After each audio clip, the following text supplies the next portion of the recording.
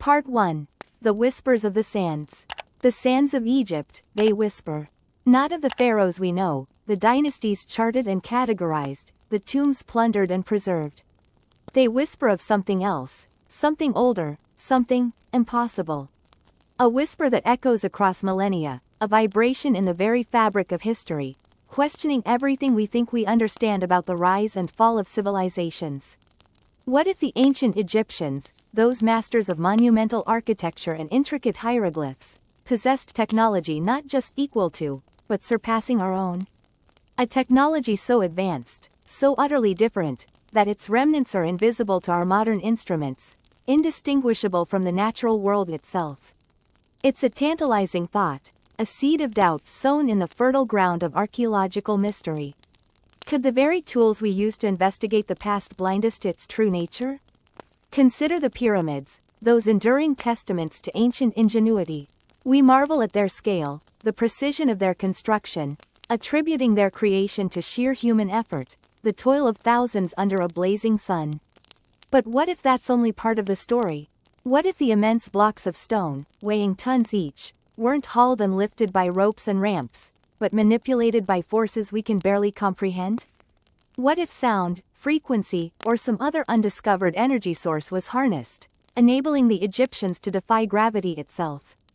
The sheer perfection of their alignment with the cardinal points, the astronomical precision embedded within their design, suggests a knowledge that transcends the limitations of Bronze Age tools. The hieroglyphs themselves, a language both beautiful and enigmatic, might hold further clues. We decipher their stories of gods and kings, of rituals and afterlife beliefs. But could there be layers of meaning hidden within these intricate symbols, a technical language disguised as mythology? Perhaps they describe not just spiritual journeys, but scientific principles, equations encoded within the very shapes of the characters.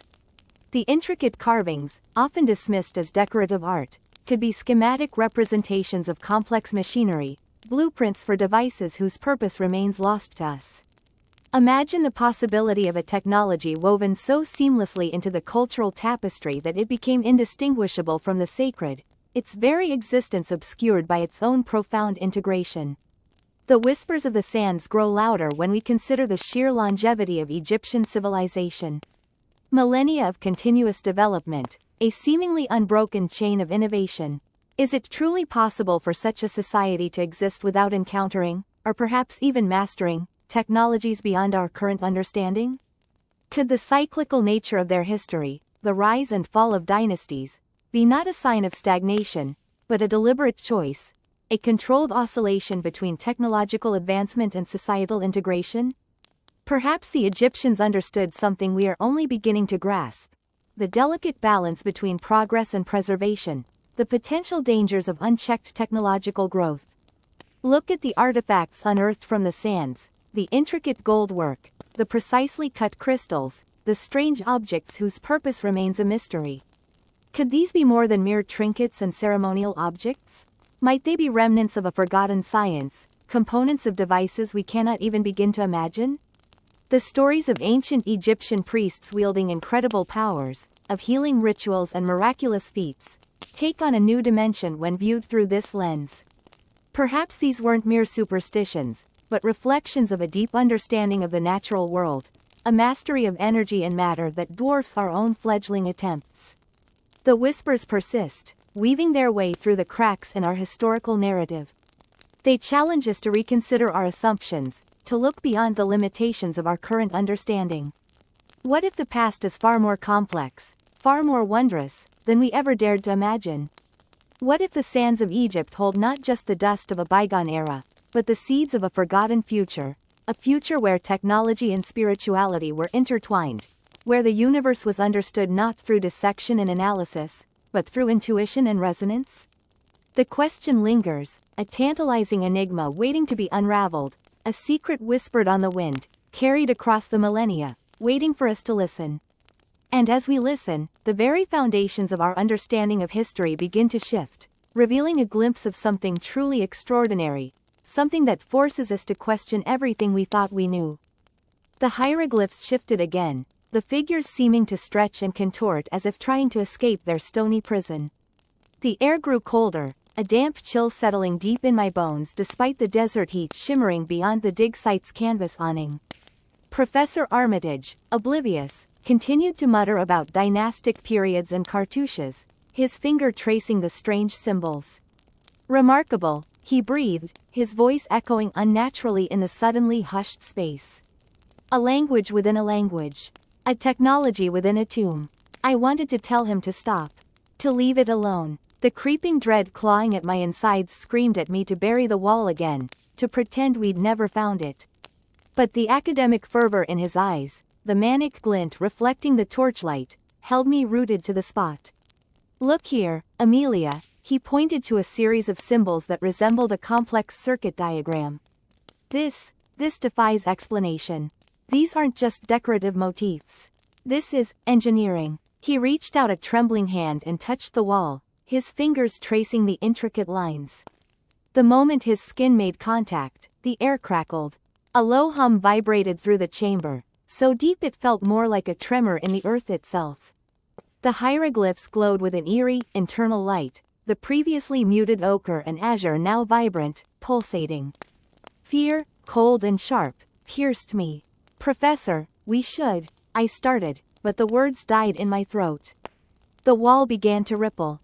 Not like a curtain in a breeze, but like water disturbed by an unseen force beneath the surface. The stone seemed to soften, to lose its solidity. The hieroglyphs swirled and danced, transforming into a kaleidoscope of shifting light and shadow.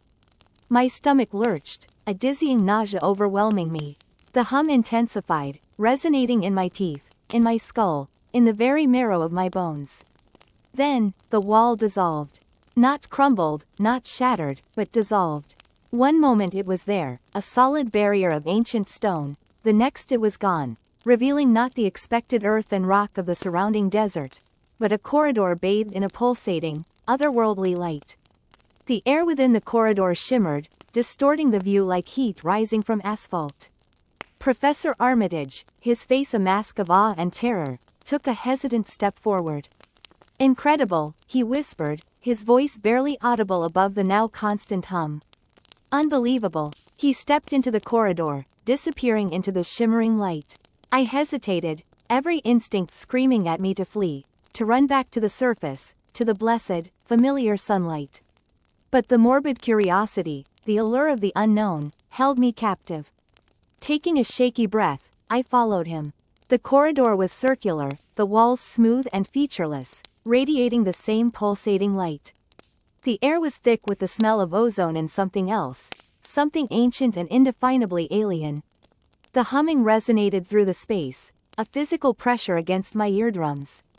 Ahead, I could see Professor Armitage's silhouette, a dark shape against the shimmering backdrop. Professor? I called, my voice trembling. He didn't answer. He continued to walk deeper into the corridor, his pace quickening, almost as if he were being drawn forward by an unseen force. I hurried after him, my heart pounding against my ribs. The further we walked, the more intense the hum became, the more distorted the air. The light pulsed faster, the colors shifting through the spectrum, creating a dizzying, hallucinogenic effect. I felt a growing sense of unease, a creeping paranoia that we were being watched, observed by something unseen, something ancient and malevolent. Suddenly, the corridor opened into a vast chamber. The humming ceased abruptly, replaced by a deafening silence. The air was still and heavy, pregnant with an unspoken menace. The chamber was circular, like the corridor, but immense, the ceiling lost in the shadows high above. The walls were covered in the same hieroglyphs we'd seen on the tomb wall, only larger, more intricate, pulsating with a slow, rhythmic light. In the center of the chamber, bathed in a beam of intense white light emanating from an unseen source, stood a pedestal. And on that pedestal, resting on a cushion of woven gold, lay something that made my blood run cold. It was a hand, a mummified hand, blackened with age, adorned with rings of intricately carved obsidian. But it wasn't the hand itself that terrified me. It was what it held. A small, rectangular device, crafted from a polished, metallic substance I couldn't identify. It pulsed with the same otherworldly light as the hieroglyphs, the surface covered in symbols that mirrored those on the walls. It looked technological. Impossibly so. Professor Armitage, his face pale and his eyes wide with a mixture of awe and fear, reached out a trembling hand towards the device. "This," he whispered, his voice barely audible. "This changes everything." As his fingers brushed against the metallic surface, the chamber filled with a blinding light. A high-pitched whine pierced the silence, followed by a voice, deep, resonant, and utterly alien, echoing through the vast space. It spoke in a language I didn't understand, yet somehow, I knew exactly what it said. "Awake, asterisk." The hieroglyphs seemed to writhe under the beam of my flashlight, the painted figures flickering like ancient film reels. I traced the lines with my finger, a thin layer of dust clinging to the skin. The air hung heavy and still, punctuated only by the rasp of Nefertiti's breathing through her mask. The deeper we delved into the complex, the more suffocating it became, the weight of millennia pressing down on us. "Professor Davies," Nefertiti rasped, her voice echoing strangely in the confined space, "this passage. It feels different." I shone the light ahead. The corridor narrowed, the walls closing in around us. The hieroglyphs here were cruder, less elaborate than the ones in the main chamber. They depicted grotesque figures with elongated limbs and misshapen heads, engaged in rituals that sent shivers down my spine. Scenes of sacrifice, of bodies contorting in unnatural ways, of beings that seemed to defy the laws of biology. "They're disturbing," I admitted, my voice catching in my throat. The carvings seemed to pulse with a faint, internal luminescence. I felt a prickling sensation on my skin, as if unseen eyes were watching us. "They speak of the deep ones," Nefertiti said, her voice hushed with reverence and a hint of something else, fear. "The ones who slumber beneath the sands. The ones who gifted the pharaohs with their knowledge." A tremor ran through the ground, sending dust swirling down from the ceiling. The flickering hieroglyphs seemed to dance with renewed vigor. I felt a sudden urge to turn back, to flee this place and never look back. But curiosity, that damnable human trait, held me fast. "The deep ones?" I whispered, my heart pounding in my chest. "They are the source of the power," Nefertiti explained, her voice barely audible above the rumbling. "The pharaohs made pacts with them, traded things for their technology, for their immortality." Another tremor, stronger this time. The walls groaned, and I heard a sickening crack from further down the passage. The air grew colder, a chill that seeped into my bones despite the stifling heat. We pressed onward, the corridor twisting and turning, leading us deeper into the earth. The hieroglyphs became even more disturbing, depicting scenes of transformation, of humans merging with something else. Something monstrous. We reached a chamber, larger than the others, circular in shape. The air here was thick with a metallic tang, making it hard to breathe. In the center of the chamber, bathed in an eerie green light emanating from the ceiling, stood a colossal statue. It was a figure unlike any I had ever seen, a grotesque amalgamation of human and insectoid features. Its body was vaguely humanoid, but its head was elongated, with multifaceted eyes that seemed to stare directly at us. Its limbs were jointed and segmented, like those of a giant insect, and its back was covered in chitinous plates. In its hands, it held a staff topped with a pulsating orb of the same sickly green light that illuminated the chamber. This is," I stammered, unable to articulate my horror. "One of the deep ones," Nefertiti whispered, her voice trembling. "Or a representation of them. A conduit." As we approached the statue, the green light intensified, casting grotesque shadows that danced on the walls. The air grew colder still, and the metallic tang became overpowering. I felt a strange pressure building in my head, a throbbing sensation that made me want to scream. And then, the statue spoke. Not with a voice, but with a feeling. A wave of psychic energy that washed over us, filling my mind with images of unimaginable horror. Visions of vast, subterranean cities populated by creatures that defied description. Of rituals performed in the depths of the earth, sacrifices made to appease ancient, unknowable gods. Of a power so immense, so terrifying, that it threatened to shatter my sanity. I staggered back, clutching my head, trying to block out the horrifying images. Nefertiti collapsed to her knees, her masked face turned towards the statue in a gesture of worship? Fear? I couldn't tell. The psychic assault continued, relentless and unforgiving. I felt my mind unraveling, my grip on reality slipping away. I saw glimpses of myself, transformed, twisted into something monstrous, something inhuman. Then, as suddenly as it began, it stopped. The green light dimmed, the pressure in my head subsided. I stood there, trembling, gasping for breath, the remnants of the horrific visions still clinging to the edges of my mind. Nefertiti slowly rose to her feet, her mask still facing the statue. She turned to me, her voice a hollow whisper. They have taken notice, she said. We must leave. Now. I didn't argue. I turned and fled, stumbling back down the corridor, the grotesque hieroglyphs blurring into a single, horrifying tapestry. The ground trembled beneath my feet, and I heard a deep, resonant hum echoing from the depths of the earth. The deep ones were awake. And they knew we were there. The hieroglyphs pulsed faintly, a sickly green glow emanating from the deep incisions in the stone. Dr. Meanies, sweat beading on his brow, traced their contours with a trembling finger. The translation scrolled across his laptop screen, each word a hammer blow against the fragile edifice of his sanity. The starborn return, when the black sun rises, flesh remade, the gods awakened. He looked up at Professor Alam, his face ashen. The black sun. It's not just a myth. It's a celestial event. Alam, his usual composure cracked, ran a hand through his thinning hair. But what does it mean? An eclipse? A supernova? Neither, Meanies replied, his voice barely a whisper.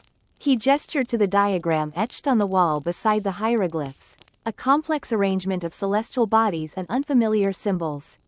It depicts a convergence, a confluence of dark energy, something that blots out the sun, but not with shadow. A cold dread seeped into the chamber, chilling them more effectively than the desert air conditioning. Outside, the wind picked up, howling through the narrow canyon that led to the tomb.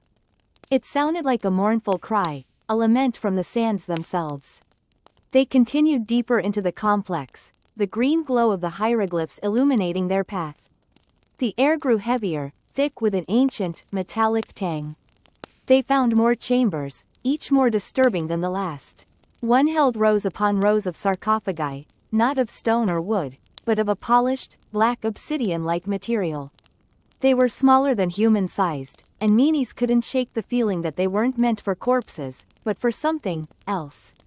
Another chamber contained a massive, circular platform made of the same black material. Intricate patterns, too complex for Meanies to decipher, were etched into its surface. In the center, a perfect sphere of the same material rested, pulsing with a faint, internal light. It hummed softly, a low, resonant frequency that vibrated in their chests, a disquieting counterpoint to the wind's mournful cry. It's a machine, Alam breathed, his voice awestruck. He cautiously approached the sphere, reaching out a hand. Don't touch it, Meanies snapped, his voice raw with fear. He felt a primal instinct screaming at him to flee, to escape this place before it was too late.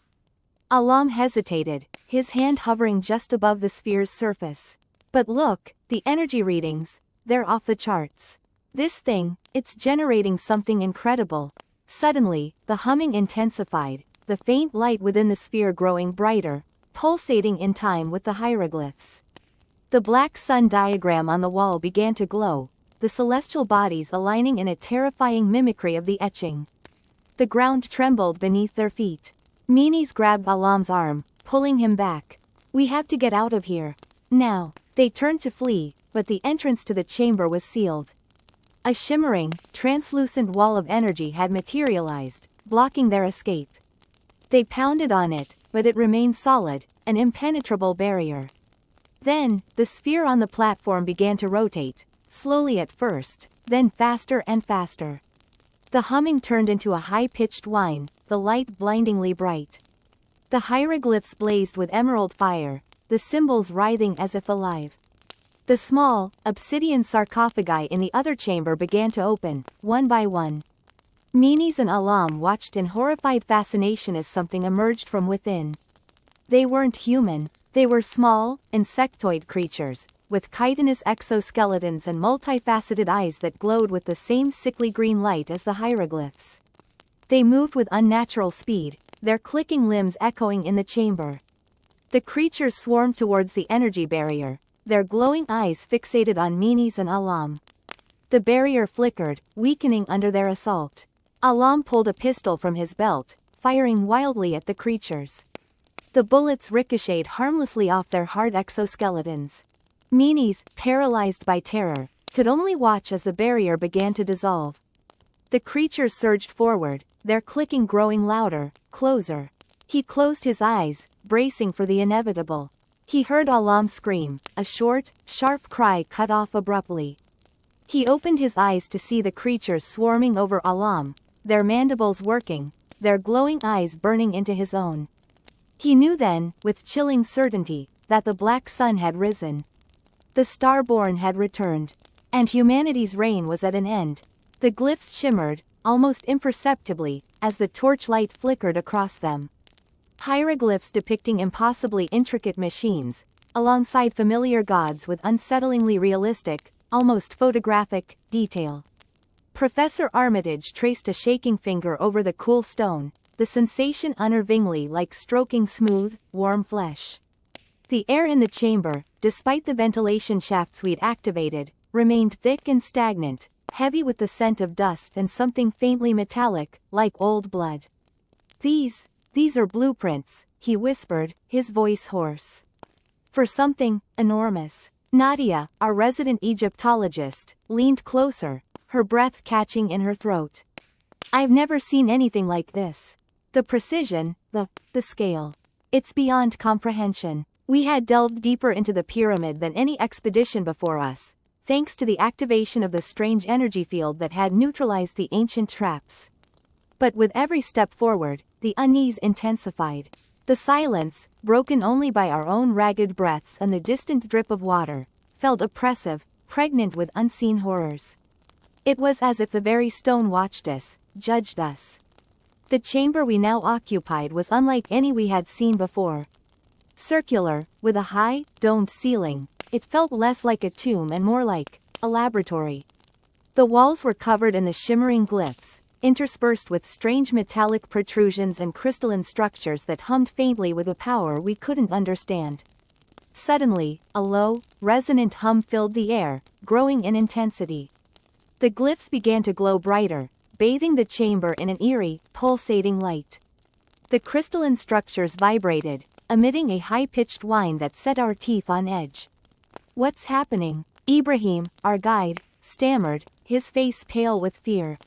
Before anyone could answer, a section of the wall shimmered and dissolved, revealing a passage we hadn't noticed before. The air within felt colder, somehow emptier, as if all the oxygen had been sucked out. A faint, sickly sweet aroma wafted from the darkness within, reminiscent of decaying flowers and ozone. Armitage, his eyes gleaming with a feverish intensity, stepped forward. This is it. The heart of the pyramid. Despite the primal fear gripping my gut, curiosity propelled me forward. We followed Armitage into the passage, the air growing progressively colder and the sweet smell intensifying, until it became almost overpowering. The passage opened into a vast cavern, dwarfing even the grand chamber we'd just left.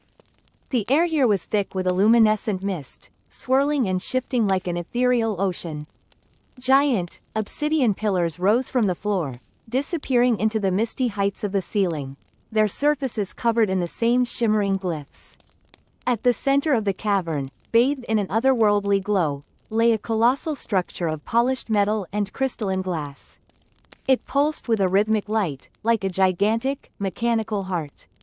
"By God," Nadia whispered, her voice barely audible. The structure was unlike anything we could have imagined.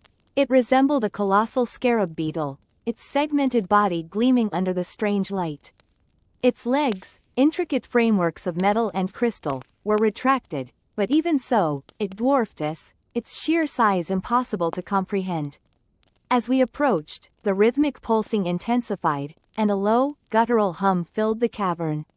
The mist began to swirl faster, coalescing around the metallic scarab, forming a vortex of light and energy. The glyphs on the obsidian pillars flared, casting grotesque, dancing shadows across the cavern floor. I think it's waking up," Ibrahim stammered, his voice choked with terror. Suddenly, a blinding flash of light erupted from the heart of the metallic scarab, throwing us back against the cold stone floor. I squeezed my eyes shut against the intense brightness, my ears ringing with the deafening hum.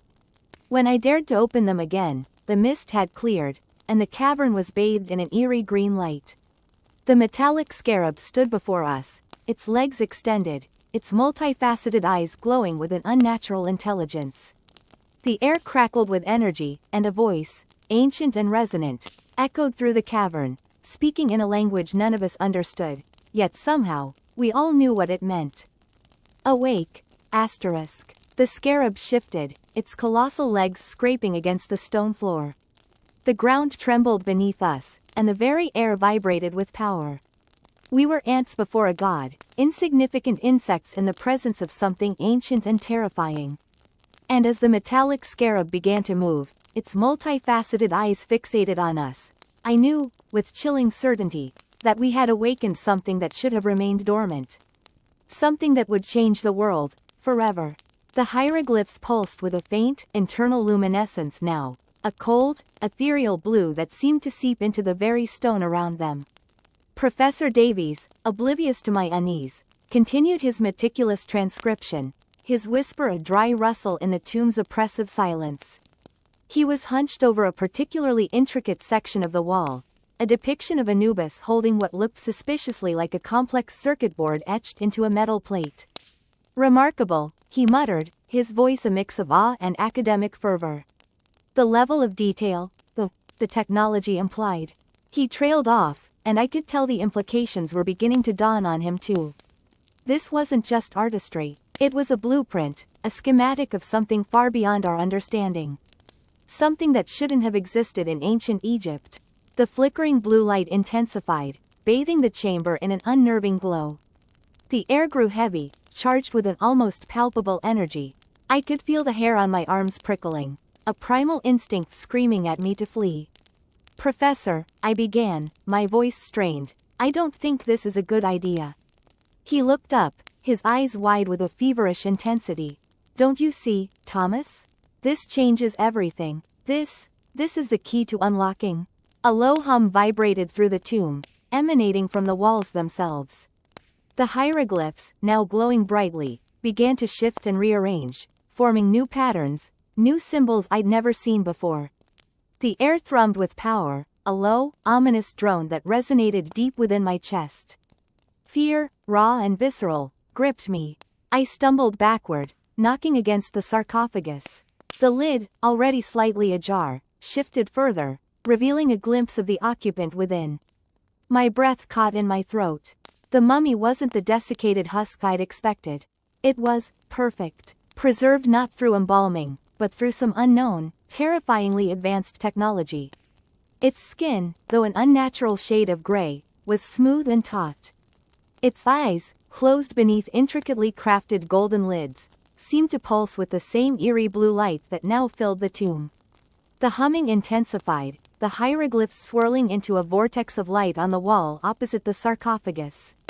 A section of the wall shimmered, then dissolved, revealing a passage beyond, bathed in the same unsettling blue glow. "Professor, we need to leave. Now," I yelled over the rising drone, tugging at his arm. He remained transfixed by the opening, his eyes glazed over.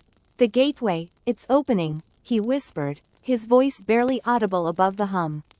"The path to Aru? Aru, the mythical field of reeds, the ancient Egyptian paradise.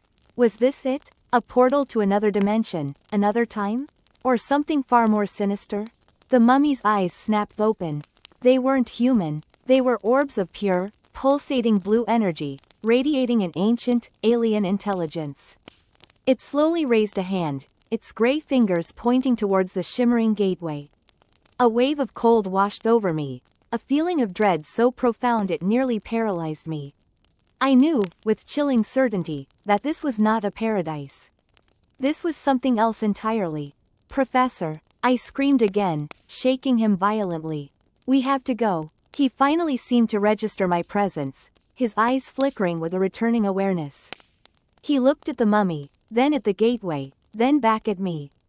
The color drained from his face. Oh God, he breathed. The humming reached a crescendo, the air crackling with energy. The mummy began to rise from the sarcophagus, its movements slow and deliberate, but filled with an unnerving grace. I grabbed Professor Davies's arm and dragged him towards the entrance of the tomb. He stumbled along beside me, his eyes fixed on the approaching figure, muttering incoherently. We reached the entrance just as the mummy stepped out of the sarcophagus. It turned its head towards us, its blue eyes burning into mine. I felt a searing pain in my skull, a surge of alien energy invading my mind. Images flashed before my eyes. Towering pyramids humming with power, strange, metallic creatures soaring through the skies, and the chilling, inhuman visage of beings not of this earth. Then, darkness. I woke to the sound of frantic digging, the muffled thud of pickaxes against stone. Dust filled the air, choking me. I could hear Professor Davies's voice, distant and panicked, shouting my name. I struggled to sit up, my head throbbing.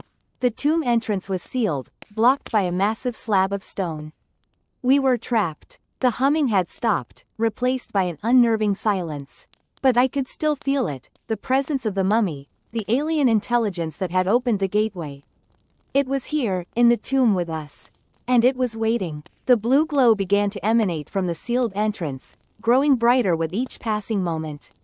The stone began to crack, spiderweb fissures spreading across its surface. I could hear a low growl, a sound that seemed to vibrate deep within the earth itself. We were trapped, not just within the tomb, but within the grasp of something ancient, powerful, and utterly beyond our comprehension. And as the stone finally shattered, revealing the glowing blue eyes of the mummy once more, I knew our time was running out. What if ancient Egypt had technology more advanced than ours? Part 7 of 25. The hieroglyphs shimmered under my trembling flashlight beam. I traced the outline of the strange symbol, a half-moon intersected by a series of concentric circles, a symbol I now recognized from the pendant clutched in my sweating hand. The same symbol that had adorned Nefertari's sarcophagus, radiating an unnatural warmth. The warmth that had preceded the sandstorm, the whispers, the disappearances. My breath hitched. Disappearances. Professor Davies, young Ahmed, even the stoic Gamal, the guide who knew the desert like the back of his hand, had all vanished without a trace. Swallowed by the sands as if they'd never existed. The logical part of my mind screamed dehydration, mirage, exhaustion. But logic had long abandoned this accursed valley.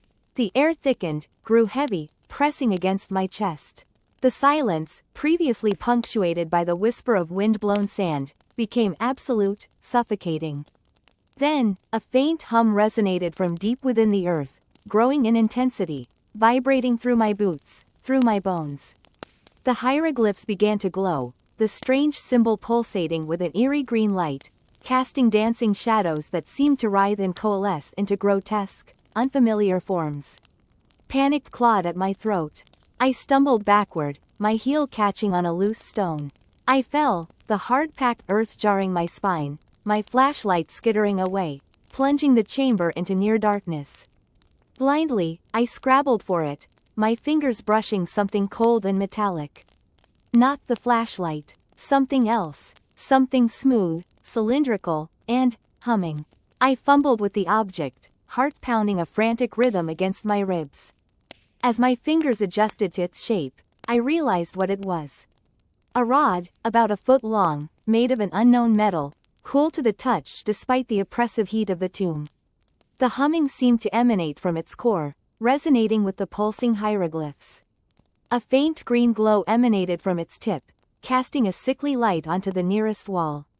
Terror lent me a strange clarity. This was it. This was the source. The source of the whispers, the disappearances, the unnatural heat. This was the technology, the ancient power that the hieroglyphs spoke of, a power beyond our comprehension, a power that had lain dormant for millennia, now awakened.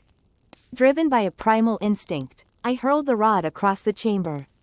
It clattered against the stone wall, the humming momentarily faltering before intensifying into a high-pitched whine.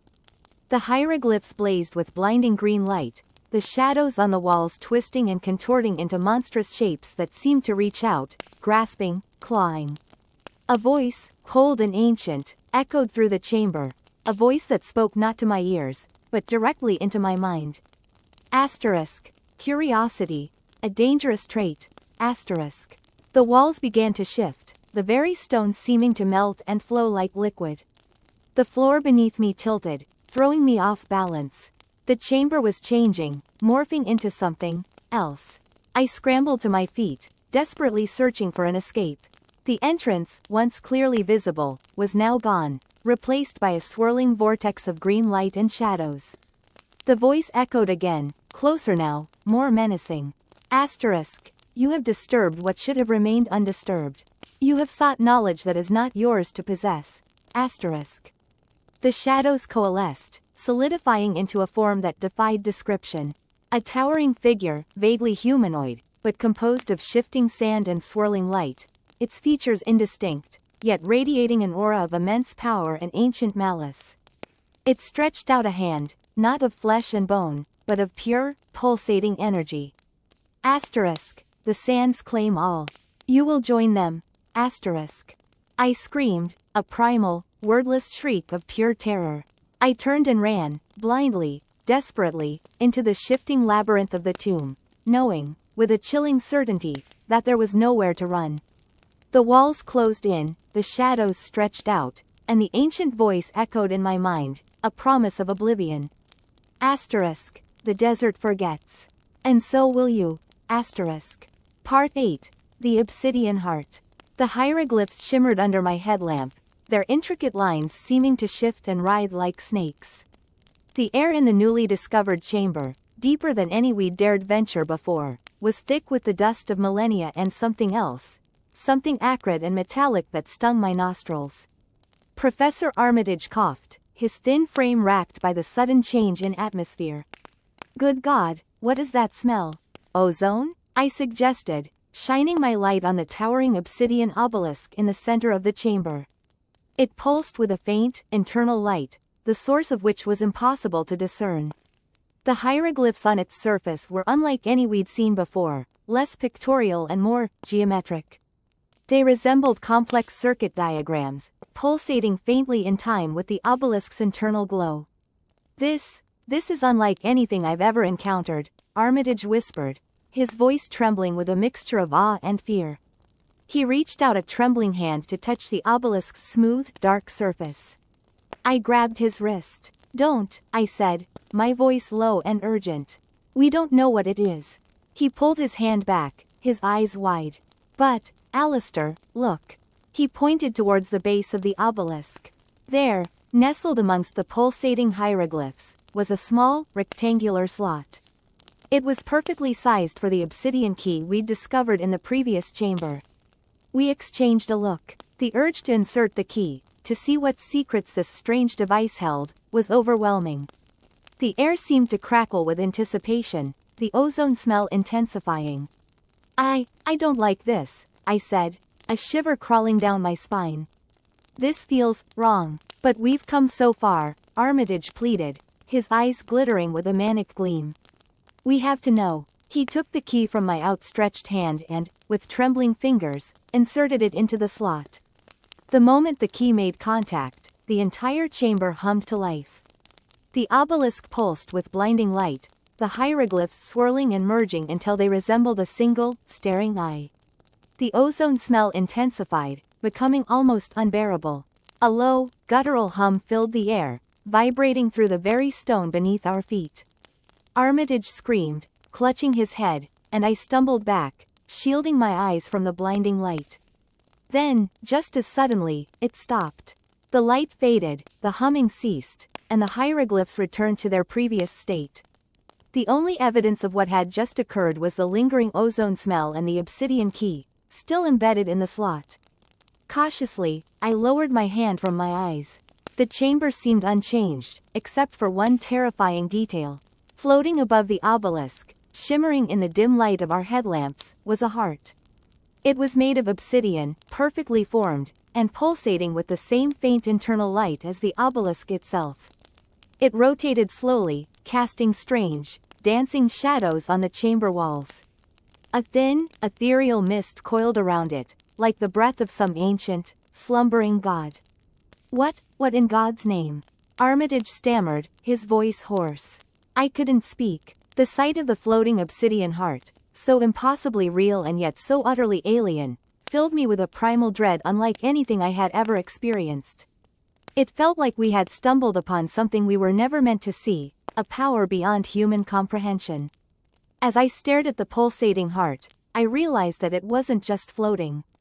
It was growing, slowly, imperceptibly at first, but with increasing speed, the obsidian heart began to expand. The ethereal mist surrounding it thickened, swirling and coalescing into strange, amorphous shapes. The air crackled with an unseen energy, and the hieroglyphs on the obelisk began to glow once more. Armitage, his face pale and drawn, pointed a trembling finger towards the heart. It's alive, he whispered. I knew he was right. This wasn't just some ancient artifact, it was something more, something sentient. And it was waking up. We had to get out of there. I grabbed Armitage's arm and pulled him towards the entrance of the chamber. Come on, I yelled over the rising hum of the obelisk. We have to go. But as we turned to flee, the obsidian heart pulsed with blinding light. The ethereal mist surrounding it solidified into a wall of pure darkness, blocking our escape. We were trapped. The obsidian heart, now twice its original size, continued to grow, pulsating with an otherworldly light. The chamber filled with the acrid smell of ozone, and the humming of the obelisk intensified, vibrating through our very bones. The hieroglyphs on the obelisk swirled and shifted, forming themselves into a single, terrifying message. Awaken, asterisk. We were trapped in the heart of an ancient power, a power we had foolishly unleashed. And as the obsidian heart continued to expand, filling the chamber with its ominous presence, I knew that we were about to face the consequences of our curiosity. We had awakened something ancient and terrible, and it was hungry. What if ancient Egypt had technology more advanced than ours? Part 9 of 25. The hieroglyphs swam before Mini's eyes. The air in the chamber, thick with the dust of millennia, seemed to vibrate with a low, guttural hum that resonated deep within his bones. He traced the intricate carvings with a trembling finger, his mind reeling from the implications.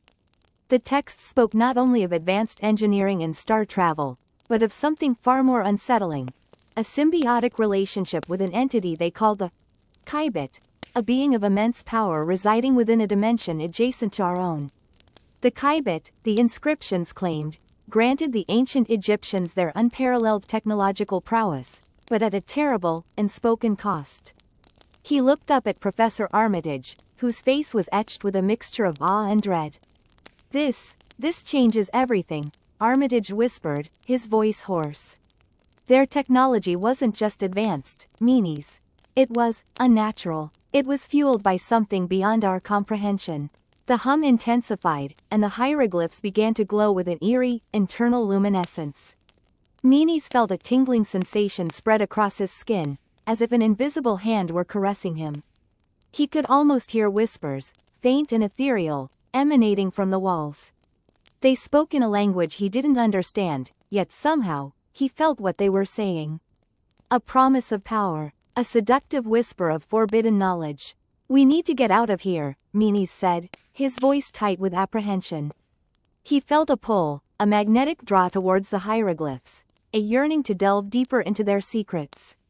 He resisted, knowing instinctively that to succumb would be to invite something terrible into his soul. Armitage nodded, his eyes wide with fear. He grabbed Mini's arm and pulled him towards the entrance of the chamber. As they backed away, the hieroglyphs pulsed with a blinding light, and the whispers became louder, more insistent. The very air crackled with an unseen energy. Suddenly, a section of the wall shimmered, then dissolved, revealing a dark, gaping maw. A gust of cold, putrid air rushed out, carrying with it the stench of decay and something else, something indefinably alien. Mini's recoiled, gagging at the smell. What is that? He stammered, pointing towards the opening. Armitage stared at the swirling darkness, his face pale and drawn. I don't know, he breathed, but I don't think we want to find out. Before they could react, a shape began to emerge from the darkness. It was tall and slender, its form shrouded in shadows, yet its eyes burned with an unholy light.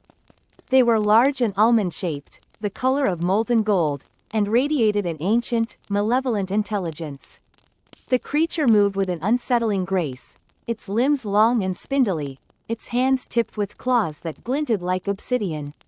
Meanies knew, with a chilling certainty, that this was no ordinary being. This was something other. Something that had waited in the darkness for millennia, patiently biding its time.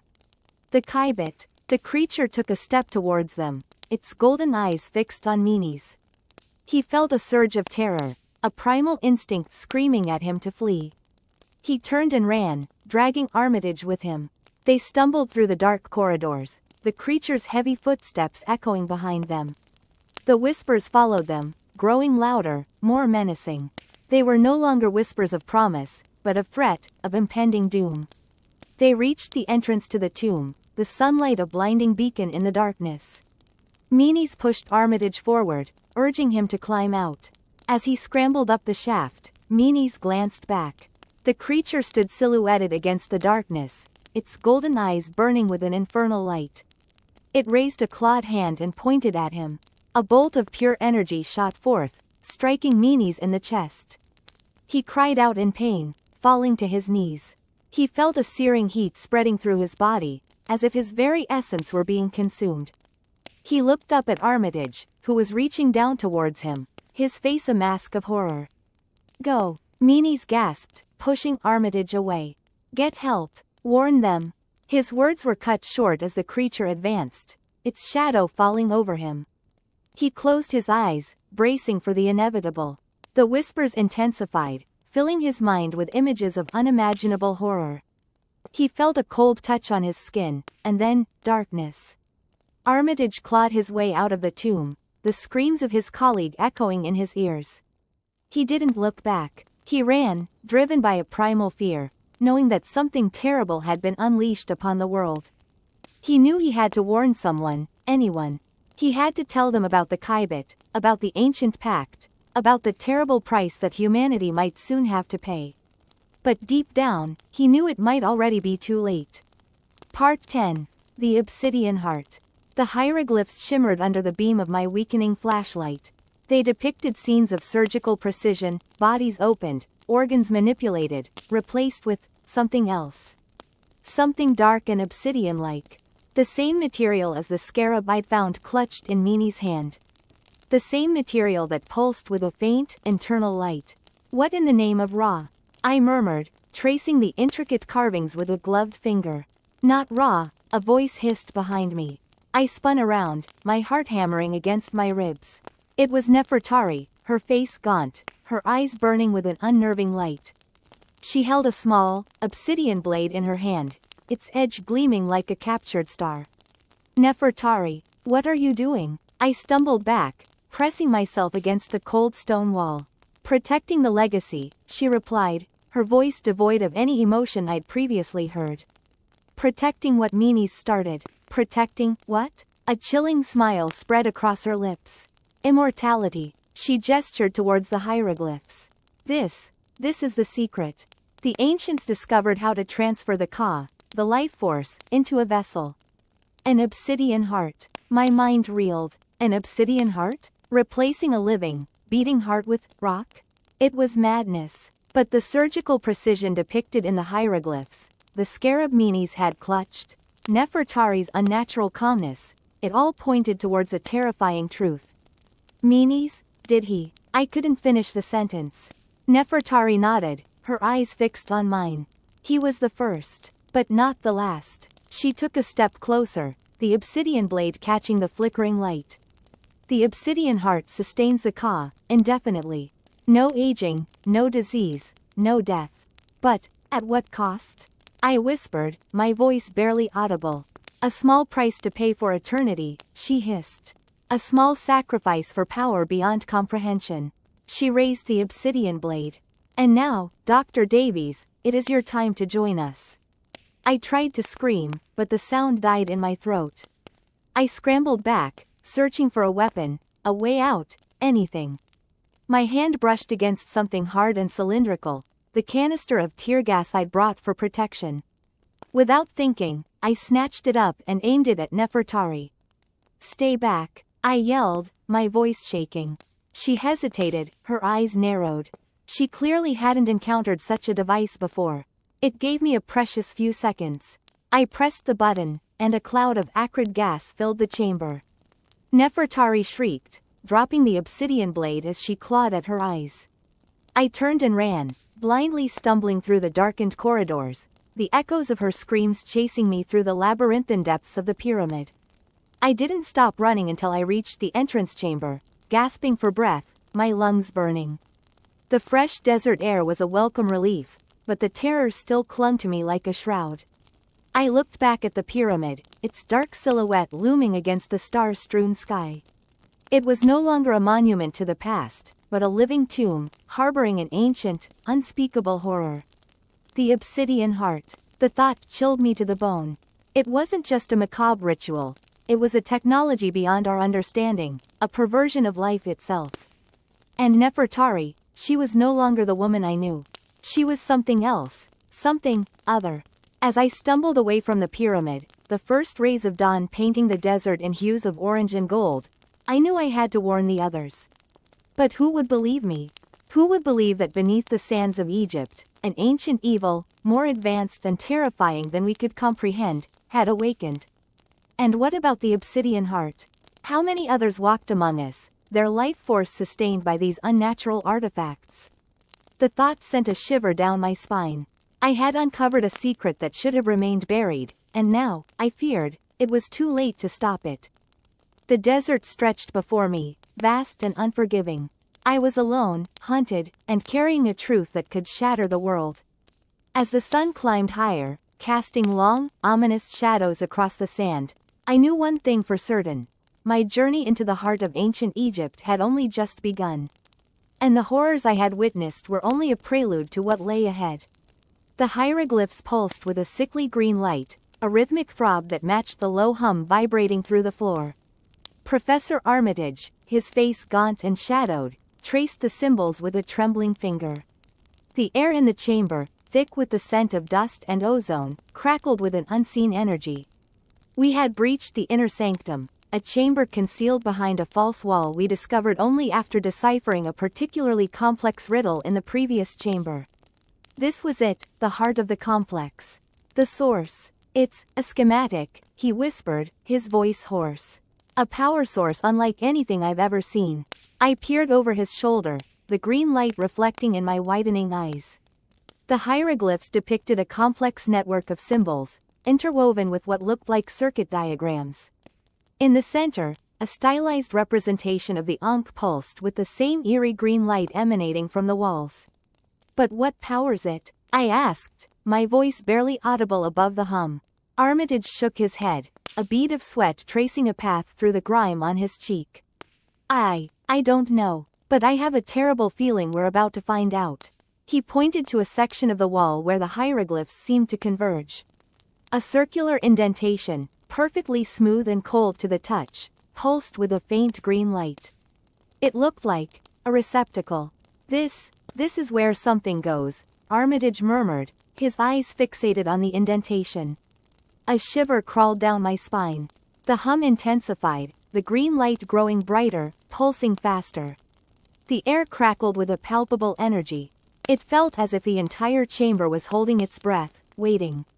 Suddenly, a low growl echoed through the chamber, a deep, resonant sound that seemed to emanate from the walls themselves. The ground trembled beneath our feet. What was that? I whispered, my heart pounding in my chest. Armitage's eyes were wide with a mixture of fear and fascination. He didn't answer. He just stared at the receptacle, his hand reaching out, almost as if drawn to it. Then, from the shadows at the far end of the chamber, something moved.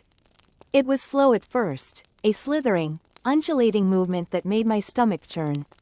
The shadows coalesced, taking on a form, a shape. My breath hitched in my throat. It was a serpent, but unlike any serpent I had ever seen. It was massive, its scales shimmering with an iridescent green light that matched the hieroglyphs. Its head was crowned with a complex arrangement of metallic plates and wires, pulsing with the same eerie energy. Its eyes, two glowing orbs of green fire, fixed on us with an unnerving intelligence. The serpent glided towards us, its movements smooth and silent. The air crackled with even more intensity, the hum growing louder. The ground trembled more violently. It's the key," Armitage whispered, his voice barely audible above the din. "The key to the power source." He gestured towards the receptacle, his eyes wide with a manic gleam. It fits perfectly." As the serpent drew closer, I saw that its head was indeed shaped to fit the indentation in the wall. The metallic plates and wires on its head aligned perfectly with the markings around the receptacle. A wave of nausea washed over me.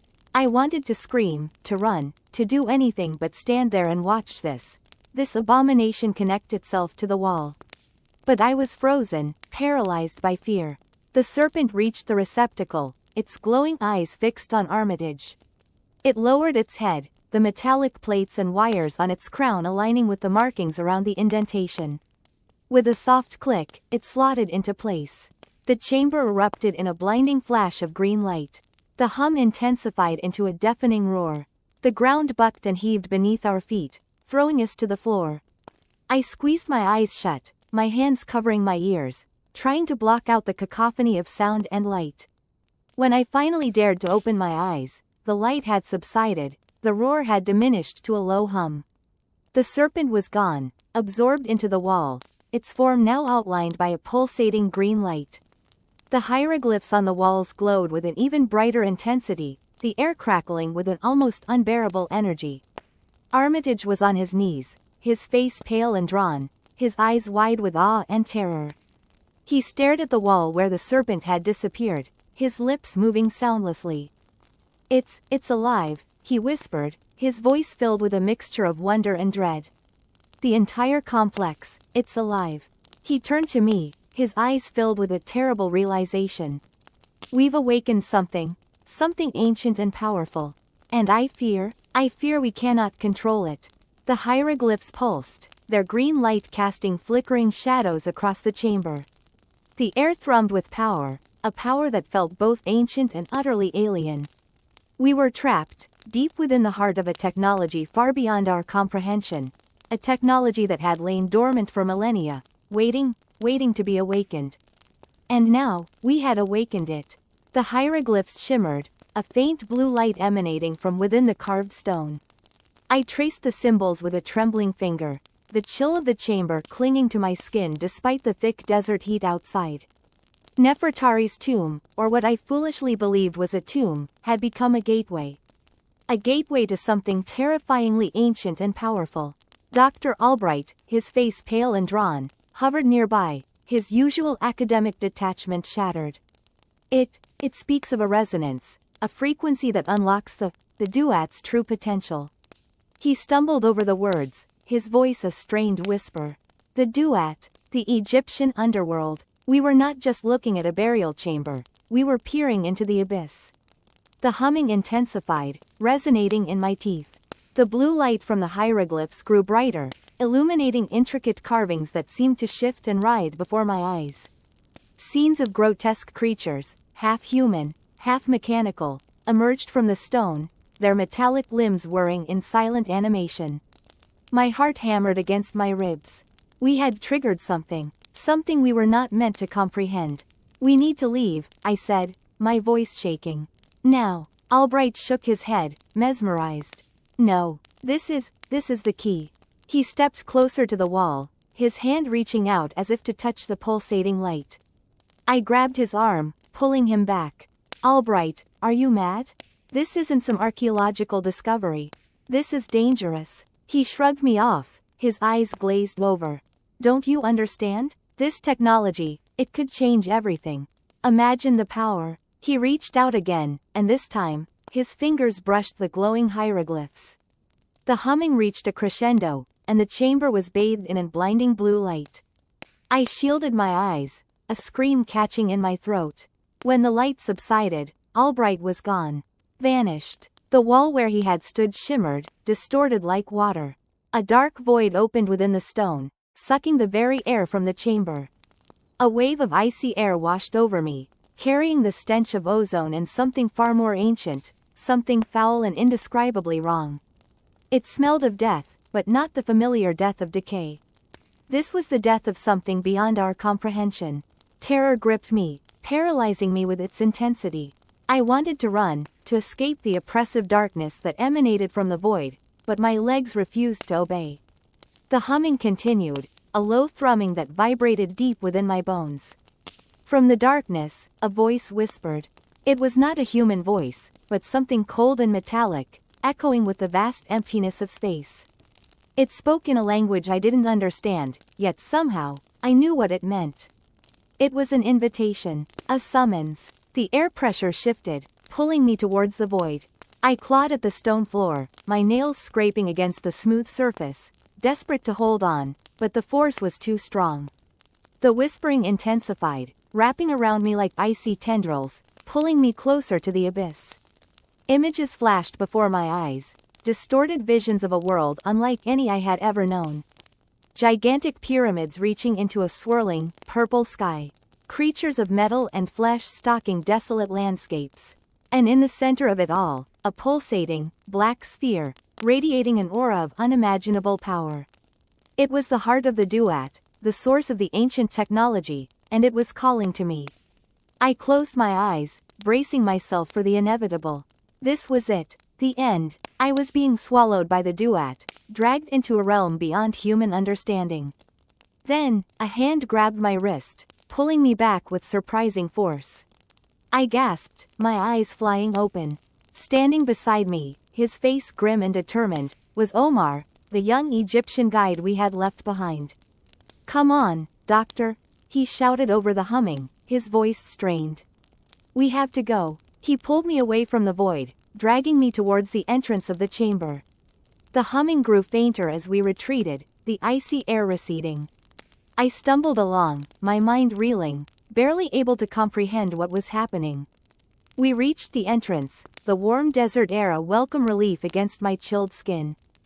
As we scrambled out of the tomb, I risked a glance back.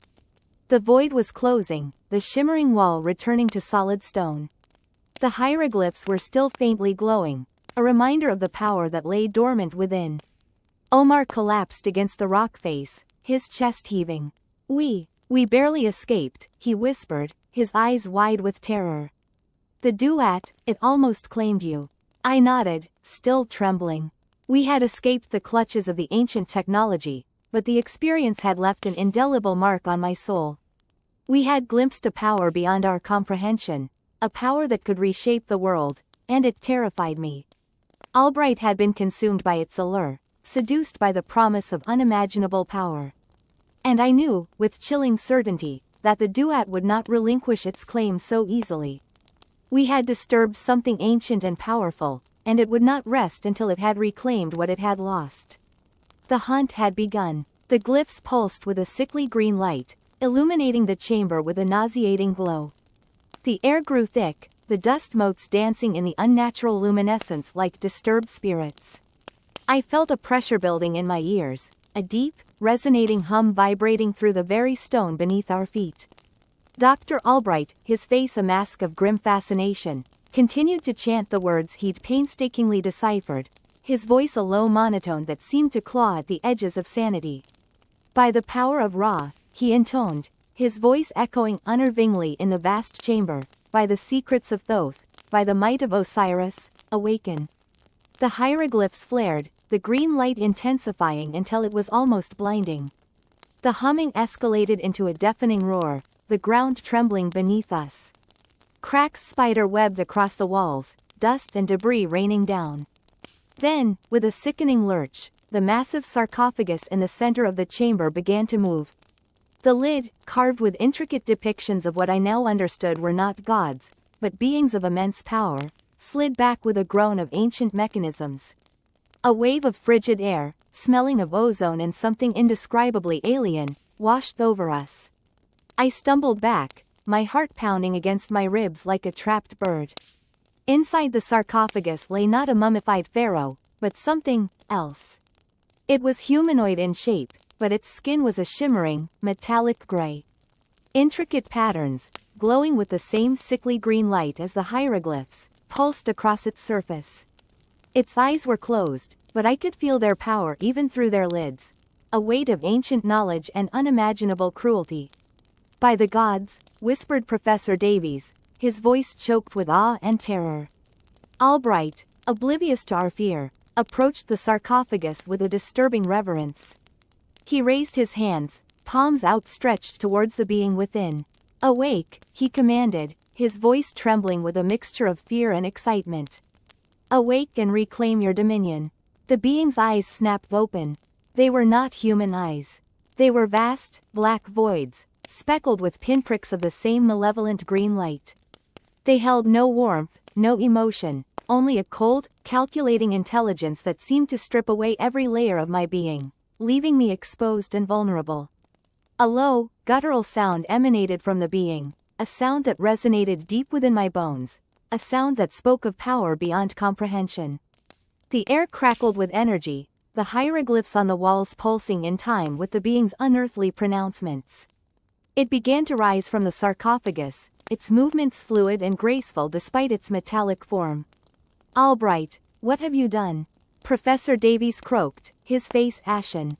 Albright, his eyes glazed over, simply smiled. "I have brought forth the dawn of a new age," he whispered, his voice filled with a chilling fanaticism. "An age ruled by those who truly understand the secrets of the universe." The being, now fully upright, towered over us, its metallic form radiating an aura of immense power. It fixed its gaze upon Albright, a silent communication passing between them, a chilling exchange of understanding that excluded us entirely. Then, it turned its attention to the rest of us, its gaze sweeping over us like a predator assessing its prey. I felt a surge of primal fear, a desperate urge to flee, to hide, to escape the presence of this thing. But my legs were lead, my body frozen in terror. I could only watch, helpless, as the being raised its hand, its metallic fingers crackling with green energy. A beam of pure energy shot forth from its fingertips, striking the wall behind us with a deafening crack. The stone melted, vaporized, leaving a gaping hole in the wall that revealed the night sky beyond. The being turned its gaze back to Albright, a silent command in its alien eyes. Albright nodded, his eyes still glazed over. He turned to us, a chilling smile twisting his lips. "Come," he said, his voice echoing in the devastated chamber. "The masters await." He stepped through the hole in the wall, disappearing into the Egyptian night. The being followed, its metallic form silhouetted against the moonlit sky. We were left standing in the ruins of the chamber, the air thick with the smell of ozone and fear.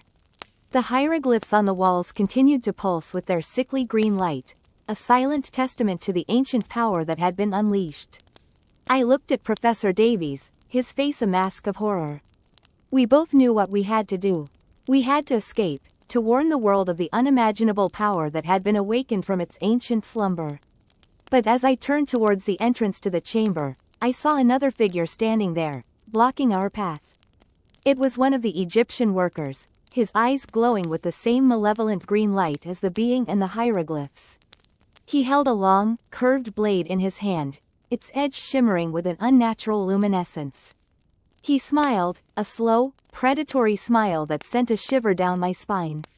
"I'm afraid you won't be leaving," he said, his voice distorted, inhuman. "The masters have other plans for you." Part 14. The Obsidian Heart.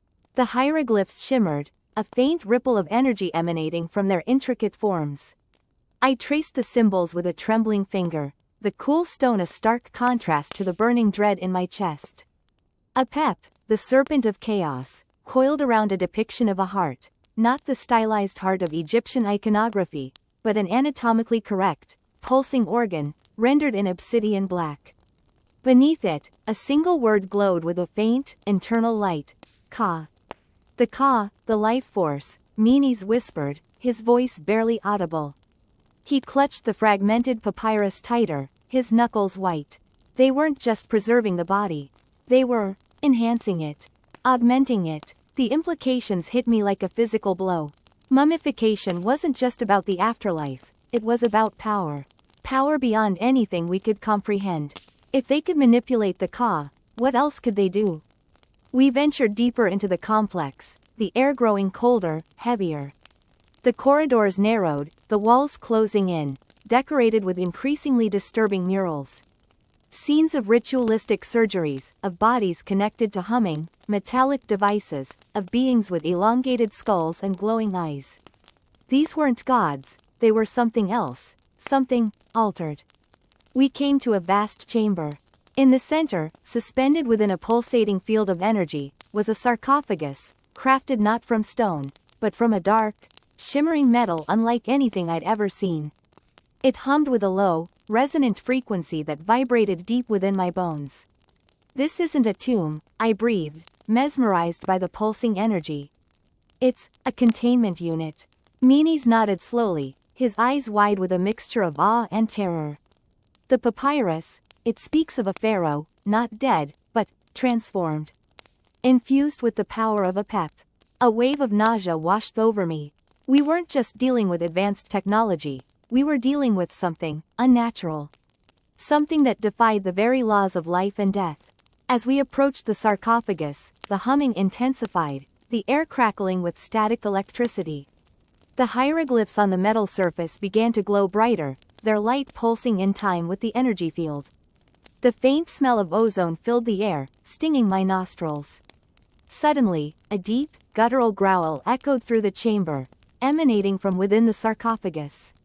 The ground trembled beneath our feet, dust raining down from the ceiling. Meanies stumbled back, his face ashen. We have to leave, now. But it was too late. The energy field surrounding the sarcophagus intensified, becoming a blinding white light. I shielded my eyes, the humming vibrating through my skull, making my teeth ache. Then, with a deafening crack, the sarcophagus split open. The light subsided, and the chamber fell into an eerie silence. I lowered my hand, my heart pounding in my chest, and looked inside. The sarcophagus was empty. Where? I stammered, my voice barely a whisper. Then I heard it, a soft, slithering sound, coming from behind us. We turned slowly, our eyes widening in horror. A creature stood in the doorway, silhouetted against the faint light from the corridor. It was tall and slender, its form vaguely humanoid, but twisted and distorted.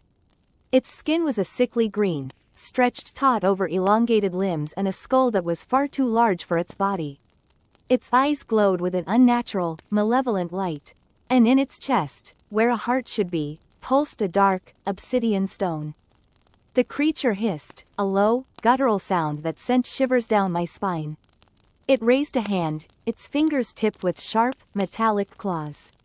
Meanies screamed, scrambling backwards, dropping the papyrus fragments. I stood frozen, paralyzed by fear, unable to move, unable to breathe.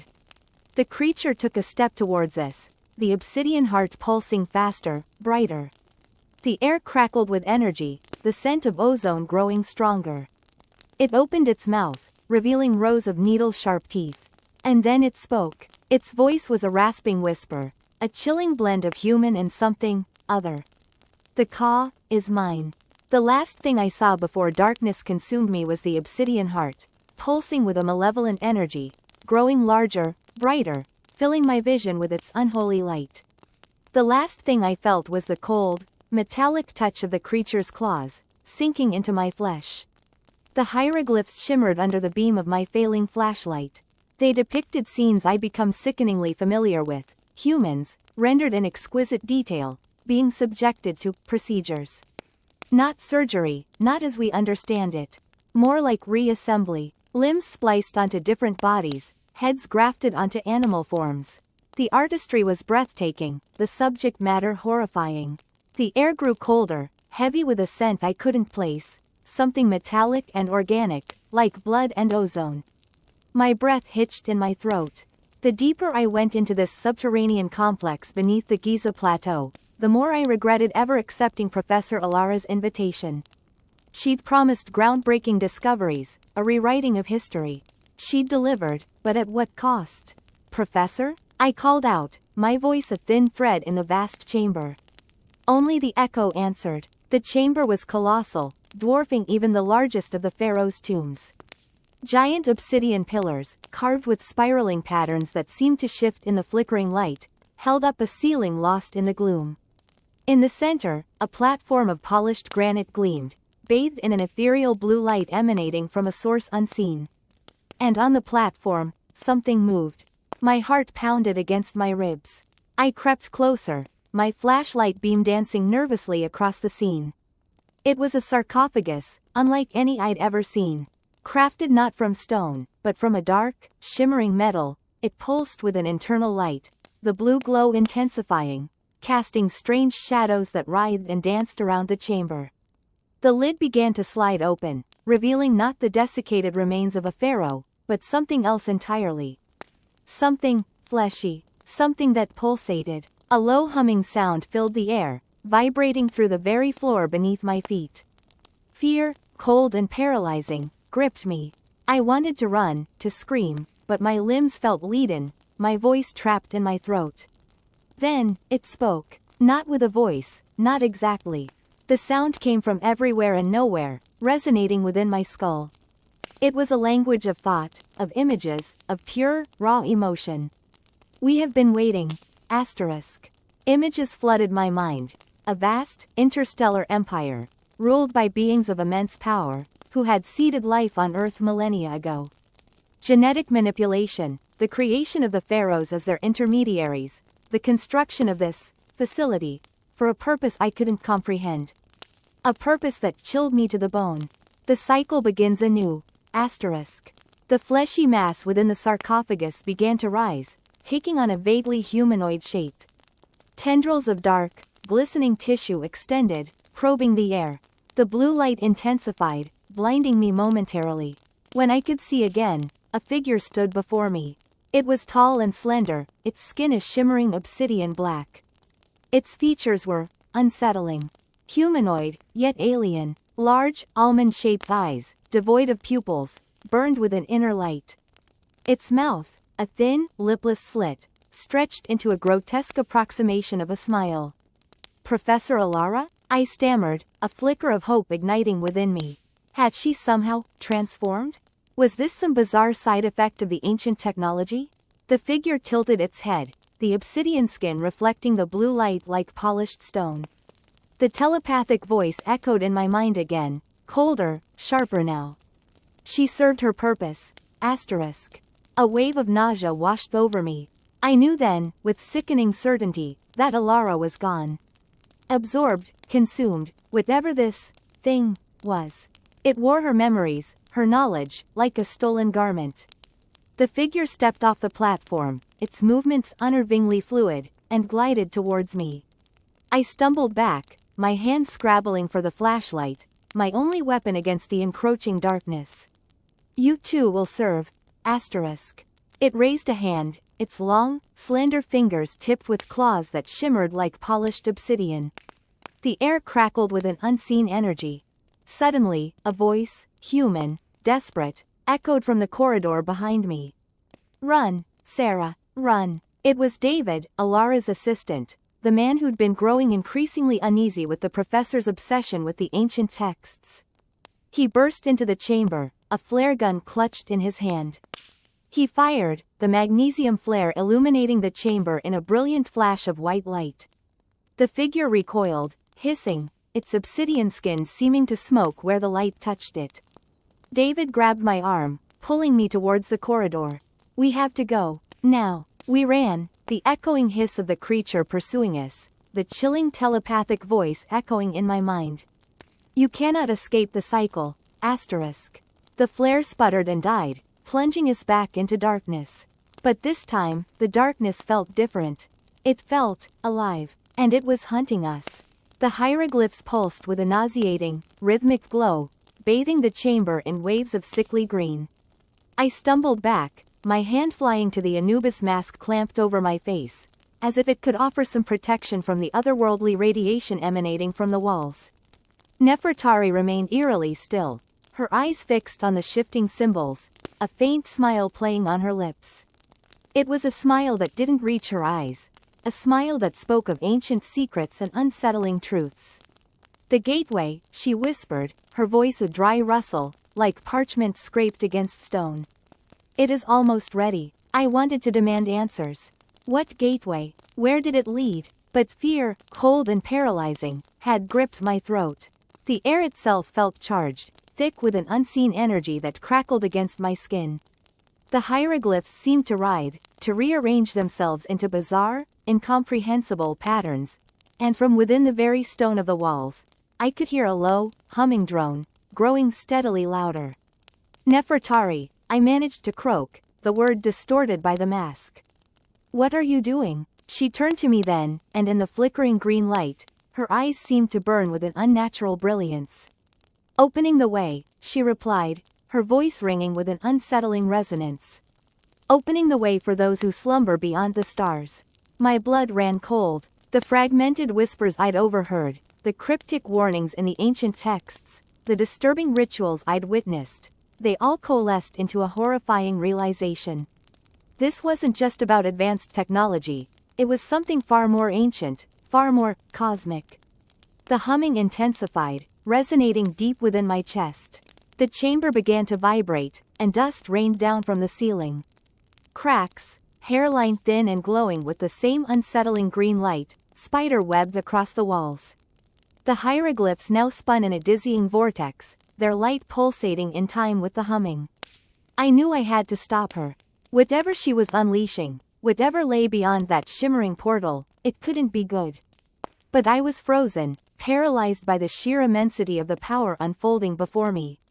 I fumbled for the sonic disruptor, the one weapon we had that might disrupt this, whatever this was. As I raised the device, Nefertari let out a piercing shriek, a sound that seemed to claw at my sanity. The hieroglyphs flared with blinding light, and the cracks in the walls widened, revealing a swirling vortex of green energy.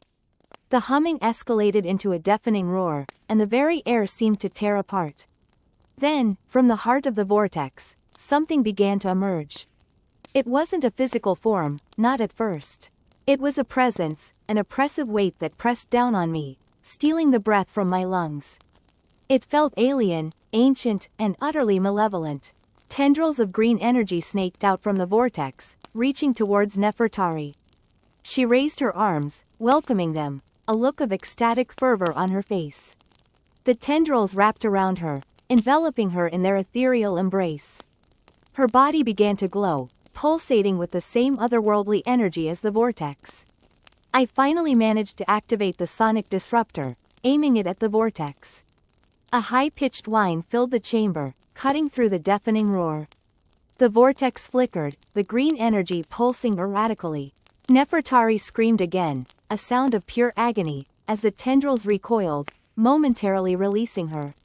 It was my chance. I lunged forward, grabbing her arm and pulling her away from the vortex. She fought back, her strength amplified by the alien energy coursing through her veins. But I held on, desperation lending me unexpected strength. The sonic disruptor sputtered, its power dwindling. The vortex stabilized, the green energy swirling with renewed intensity. Whatever lay beyond was pushing its way through, its presence growing stronger with each passing second. I knew I couldn't hold on much longer. I had to make a choice. I looked at Nefertari, her face contorted in a mask of rage and something else. Something ancient and cold that stared back at me from behind her eyes. It wasn't Nefertari anymore, it was something else wearing her skin. With a heavy heart, I released my grip. The tendrils snapped back, enveloping her once more. She didn't scream this time. She smiled, that same chilling, empty smile. As the vortex expanded, consuming her completely, I turned and ran. The chamber was collapsing, the walls crumbling around me. The roar of the vortex was deafening, a promise of unimaginable horrors to come. I ran, not knowing where I was going, knowing only that I had to escape. I had to warn the others. But deep down, a terrifying certainty gnawed at me. It was already too late. Whatever had been unleashed from beyond the stars, it was here. And it was hungry. The hieroglyphs swam before my eyes, intricate symbols twisting into grotesque parodies of life. The flickering light of the bioluminescent fungus clinging to the cavern ceiling pulsed in a sickening rhythm with the throbbing pain in my arm, where Nefertari's strange device had branded me. The symbol it seared onto my skin glowed with an internal light, a sickly green that seemed to pulse in time with my heartbeat. I tried rubbing it raw against the rough stone wall, but it wouldn't budge. It felt integrated. Dr. Albright, meanwhile, was lost in a scholarly rapture, muttering to himself about dynastic lineages and technological marvels. He traced the hieroglyphs with a shaking finger, his eyes wide and unfocused. I envied his detachment. He saw history. I saw a prison. The key, he whispered, his voice hoarse. It has to be the key. The key to what, Albright? I snapped, the pain in my arm making me irritable. To getting us out of this techno-tomb? He ignored me, continuing his frantic study. The cavern was vast, stretching beyond the reach of the fungal light into an oppressive darkness. The air was thick with the smell of dust and decay, punctuated by the faint metallic tang that had become synonymous with the ancient Egyptian technology we'd encountered. It was the smell of power, alien and unsettling. Look, Albright finally said, pointing to a section of hieroglyphs dominated by the image of a stylized monk. This speaks of a chamber of ascension. A place where the pharaohs transitioned. Transitioned? I repeated, a chill crawling up my spine. You mean died? Albright shook his head, his eyes gleaming with a disturbing fascination. Not exactly. This talks of a merging, a unification with the gods. Through technology. He gestured towards the center of the cavern, where a large, circular platform lay submerged in shadow. I hadn't noticed it before, but now, as my eyes adjusted, I could see the intricate carvings that adorned its surface. They mirrored the symbols on my arm, pulsing faintly with the same unnerving green light. This is it, Albright breathed, stepping towards the platform. He reached out a trembling hand and touched the closest symbol. The moment his fingers made contact, the entire platform erupted in a blinding white light. I shielded my eyes, a scream trapped in my throat. When the light subsided, the cavern was transformed. Hieroglyphs blazed with an internal luminescence, casting the chamber in an eerie green glow. The platform itself now hummed with power, the carvings swirling and shifting like liquid light. And in the center of the platform, a shimmering portal had opened, a swirling vortex of iridescent colors that seemed to suck the very air from the room.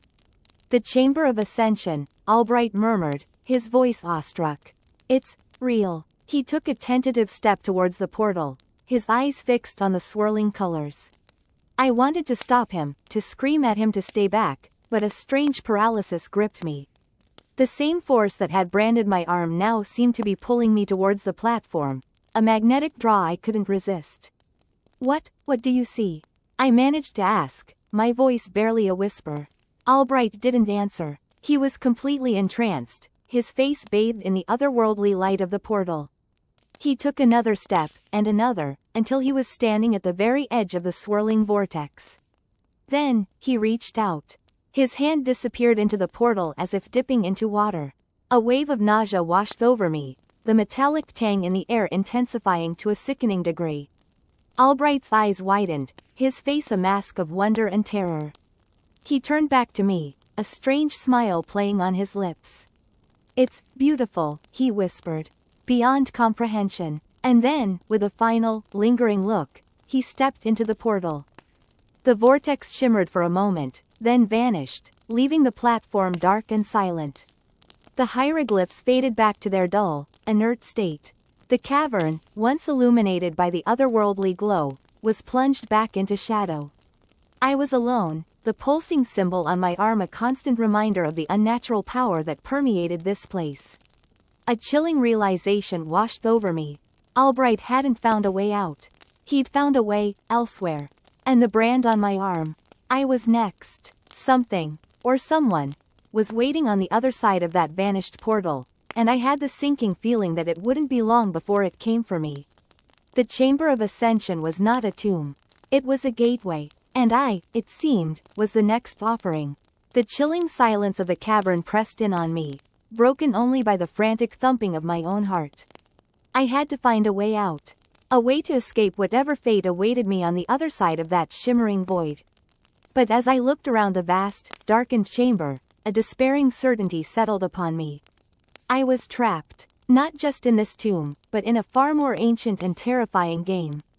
A game I didn't understand, and one I was certain I couldn't win. Part 18. The Scarab's Shadow. The hieroglyphs swam before my eyes, each symbol pulsating with an unholy light. Nefertiti's tomb was a symphony of advanced technology masquerading as ancient artistry. Walls thrummed with unseen energy, and the air itself crackled with a low, almost imperceptible hum. I understood now why the sarcophagus remained untouched. It wasn't a tomb, but a containment unit. And whatever it contained was still very much alive. Professor Davies, mesmerized by the glyphs, traced their outlines with a trembling finger. Unbelievable, this changes everything we thought we knew about history. His voice was hushed with awe, devoid of the fear that gripped me. He seemed oblivious to the ominous undercurrent humming beneath the surface of this technological marvel. A shiver traced a path down my spine. The air grew noticeably colder. The humming intensified, resonating within the very marrow of my bones. I felt a pressure against my temples, a dull ache that pulsed in time with the hieroglyphs' throbbing glow. "Professor, we need to leave," I urged, my voice tight with unease. "This place, it feels wrong." He waved a dismissive hand, still engrossed in the wall carvings. "Nonsense, Amelia. This is the discovery of a lifetime.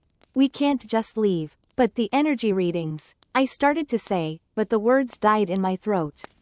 The hieroglyphs were shifting. The intricate carvings, once static representations of gods and pharaohs, began to move, morphing into grotesque, alien forms.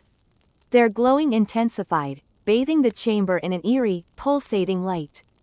Davies finally looked up, his eyes widening with a mixture of wonder and dawning horror. "What in God's name?" The ground beneath our feet trembled. A deep, guttural groan echoed from within the sarcophagus. The containment unit, it seemed, was failing. Panic seized me. I grabbed Davies' arm, pulling him away from the wall. "We have to go. Now." He stumbled after me, his face ashen. We ran, the hieroglyphs' unearthly glow chasing us like malevolent spirits.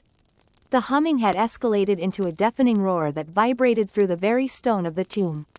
As we reached the entrance corridor, a wave of intense heat washed over us.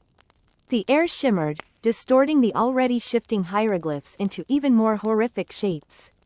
A shadow detached itself from the wall, growing larger, more defined. It took the form of a colossal scarab beetle, its obsidian shell gleaming in the unnatural light. Its legs, tipped with razor-sharp claws, scraped against the floor, producing a sickening screech. We were trapped. The scarab advanced, its multifaceted eyes burning with a cold, otherworldly intelligence. Its mandibles clicked and clacked, a sound that resonated with the humming emanating from the sarcophagus. It was a guardian, a protector of whatever lay within. Davies let out a strangled cry, backing away until he hit the wall. He fumbled for the pistol he carried, but his hands shook so violently he could barely hold it. I knew the gun would be useless against this thing. It wasn't a creature of flesh and blood, but something far more ancient, far more powerful. Desperate, I searched for a way out. The walls pulsed with the same energy as the hieroglyphs, offering no escape. The scarab continued its slow, inexorable advance, its shadow stretching over us like a shroud. Thinking fast, I remembered the Ankh amulet I had found in the previous chamber. I clutched it in my hand, the cool metal a stark contrast to the burning heat emanating from the scarab. It was a long shot, but it was all I had. As the scarab lunged, its mandibles snapping, I held up the Ankh. The amulet flared with a blinding light, mirroring the glyphs on the walls. A wave of energy pulsed outwards, striking the scarab. The creature recoiled, letting out a piercing shriek. Its form flickered, becoming less solid, more ethereal. The humming from the sarcophagus faltered, as if its power source was being disrupted. It was working. The Ankh, a symbol of life, was somehow disrupting the scarab's connection to the tomb's energy. But the effect was temporary. The scarab's form solidified once more, its eyes burning with renewed intensity. It seemed enraged, its movements quicker, more aggressive. The Ankh was losing its power. The light dimmed, the metal growing cold in my hand. We were running out of time. Just as the scarab was about to strike again, a deafening crack echoed through the tomb. A section of the ceiling collapsed, showering us with dust and debris. The scarab hesitated, momentarily distracted. It was our chance. I grabbed Davy's hand and pulled him towards the newly created opening. We scrambled through the rubble, emerging into a narrow passage. Behind us, the scarab roared in frustration, its form trapped within the collapsing chamber. We didn't stop running. Not until we were back in the sunlight, the oppressive atmosphere of the tomb a distant memory. But the image of the scarab, its obsidian shell gleaming in the unnatural light, remained etched in my mind. And the chilling hum of the sarcophagus, the sound of something ancient and powerful stirring, echoed in my ears. We had escaped the tomb, but I knew, with a certainty that chilled me to the bone, that we had not escaped its curse. Part 19. The Obsidian Heart. The air in the antechamber thrummed, a deep, resonant vibration that seemed to emanate from the obsidian heart itself. It pulsed with an unsettling, rhythmic light, casting flickering shadows that danced across the hieroglyphs carved into the walls. Hieroglyphs that seemed to shift and writhe under its malevolent gaze. Nadia felt a creeping dread crawl up her spine, a primal fear she hadn't experienced even when face to face with the animated statues. This was different. This was ancient, powerful, and utterly alien.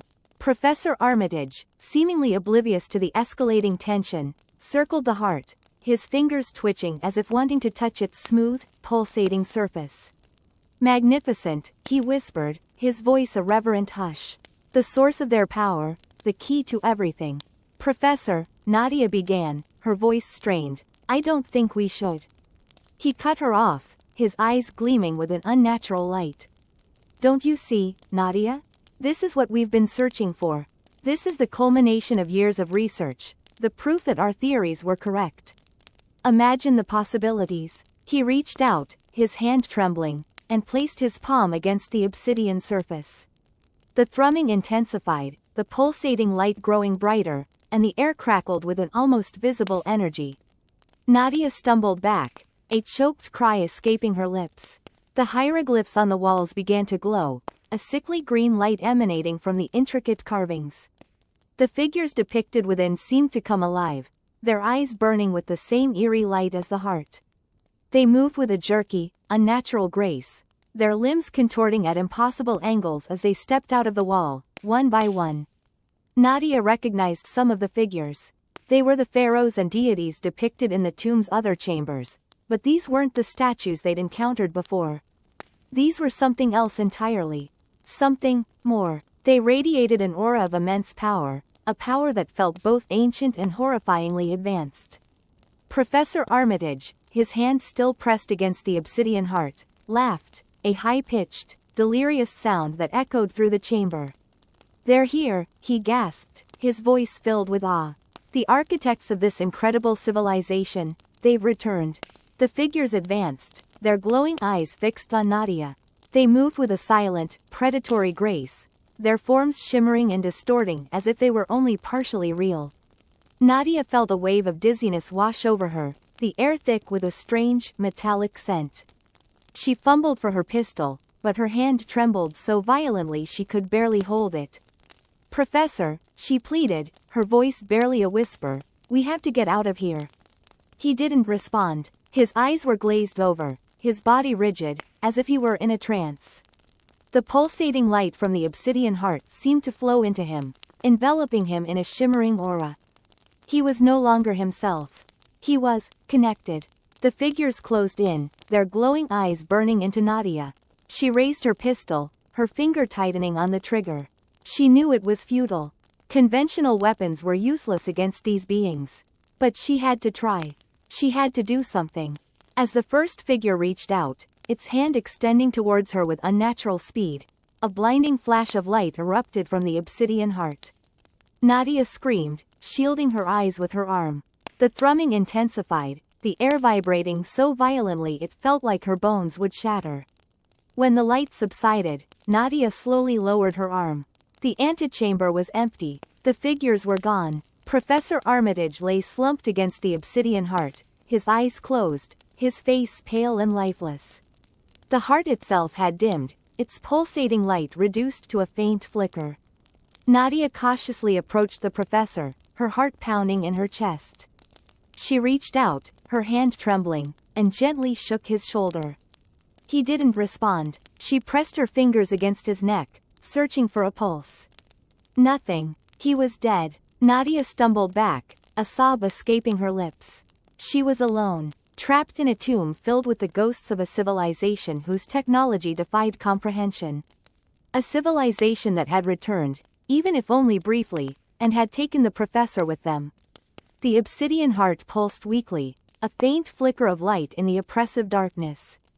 It was the only sound in the antechamber, a steady, rhythmic beat that echoed the beating of Nadia's terrified heart.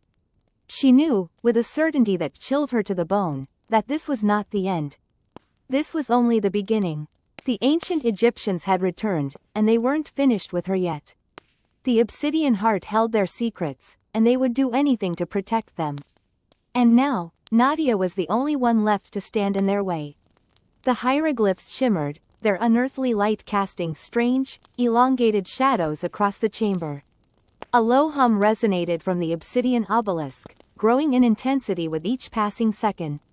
I pressed myself against the cold stone wall, my breath catching in my throat. Dr. Albright, his face a mask of grim determination, held the ankh aloft, its intricate carvings glowing with the same malevolent energy as the obelisk. "It's resonating," he whispered, his voice strained. "The ankh is the key." But to what? The hieroglyphs began to shift and swirl, forming an intricate, pulsating pattern. The air crackled with static, the smell of ozone thick in the confined space. I felt a creeping dread, a primordial fear that clawed at the edges of my sanity. The hum from the obelisk intensified, morphing into a low, guttural chant, like 1,000 voices murmuring from beyond the veil. "Albright, something's happening," I said, my voice trembling. He didn't respond, his eyes fixated on the swirling hieroglyphs. The chanting grew louder, more insistent, filling the chamber with an oppressive weight. Then, the floor beneath us began to tremble.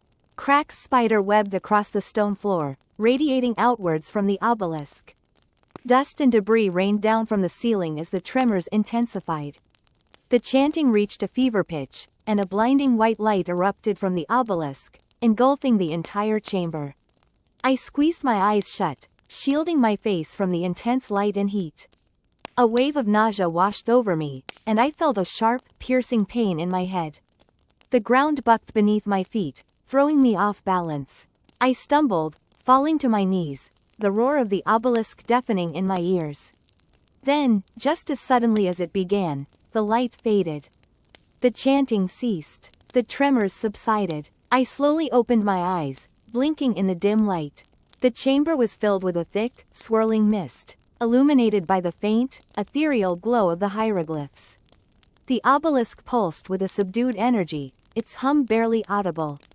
But something was different. Albright stood before the obelisk, his silhouette barely visible through the mist.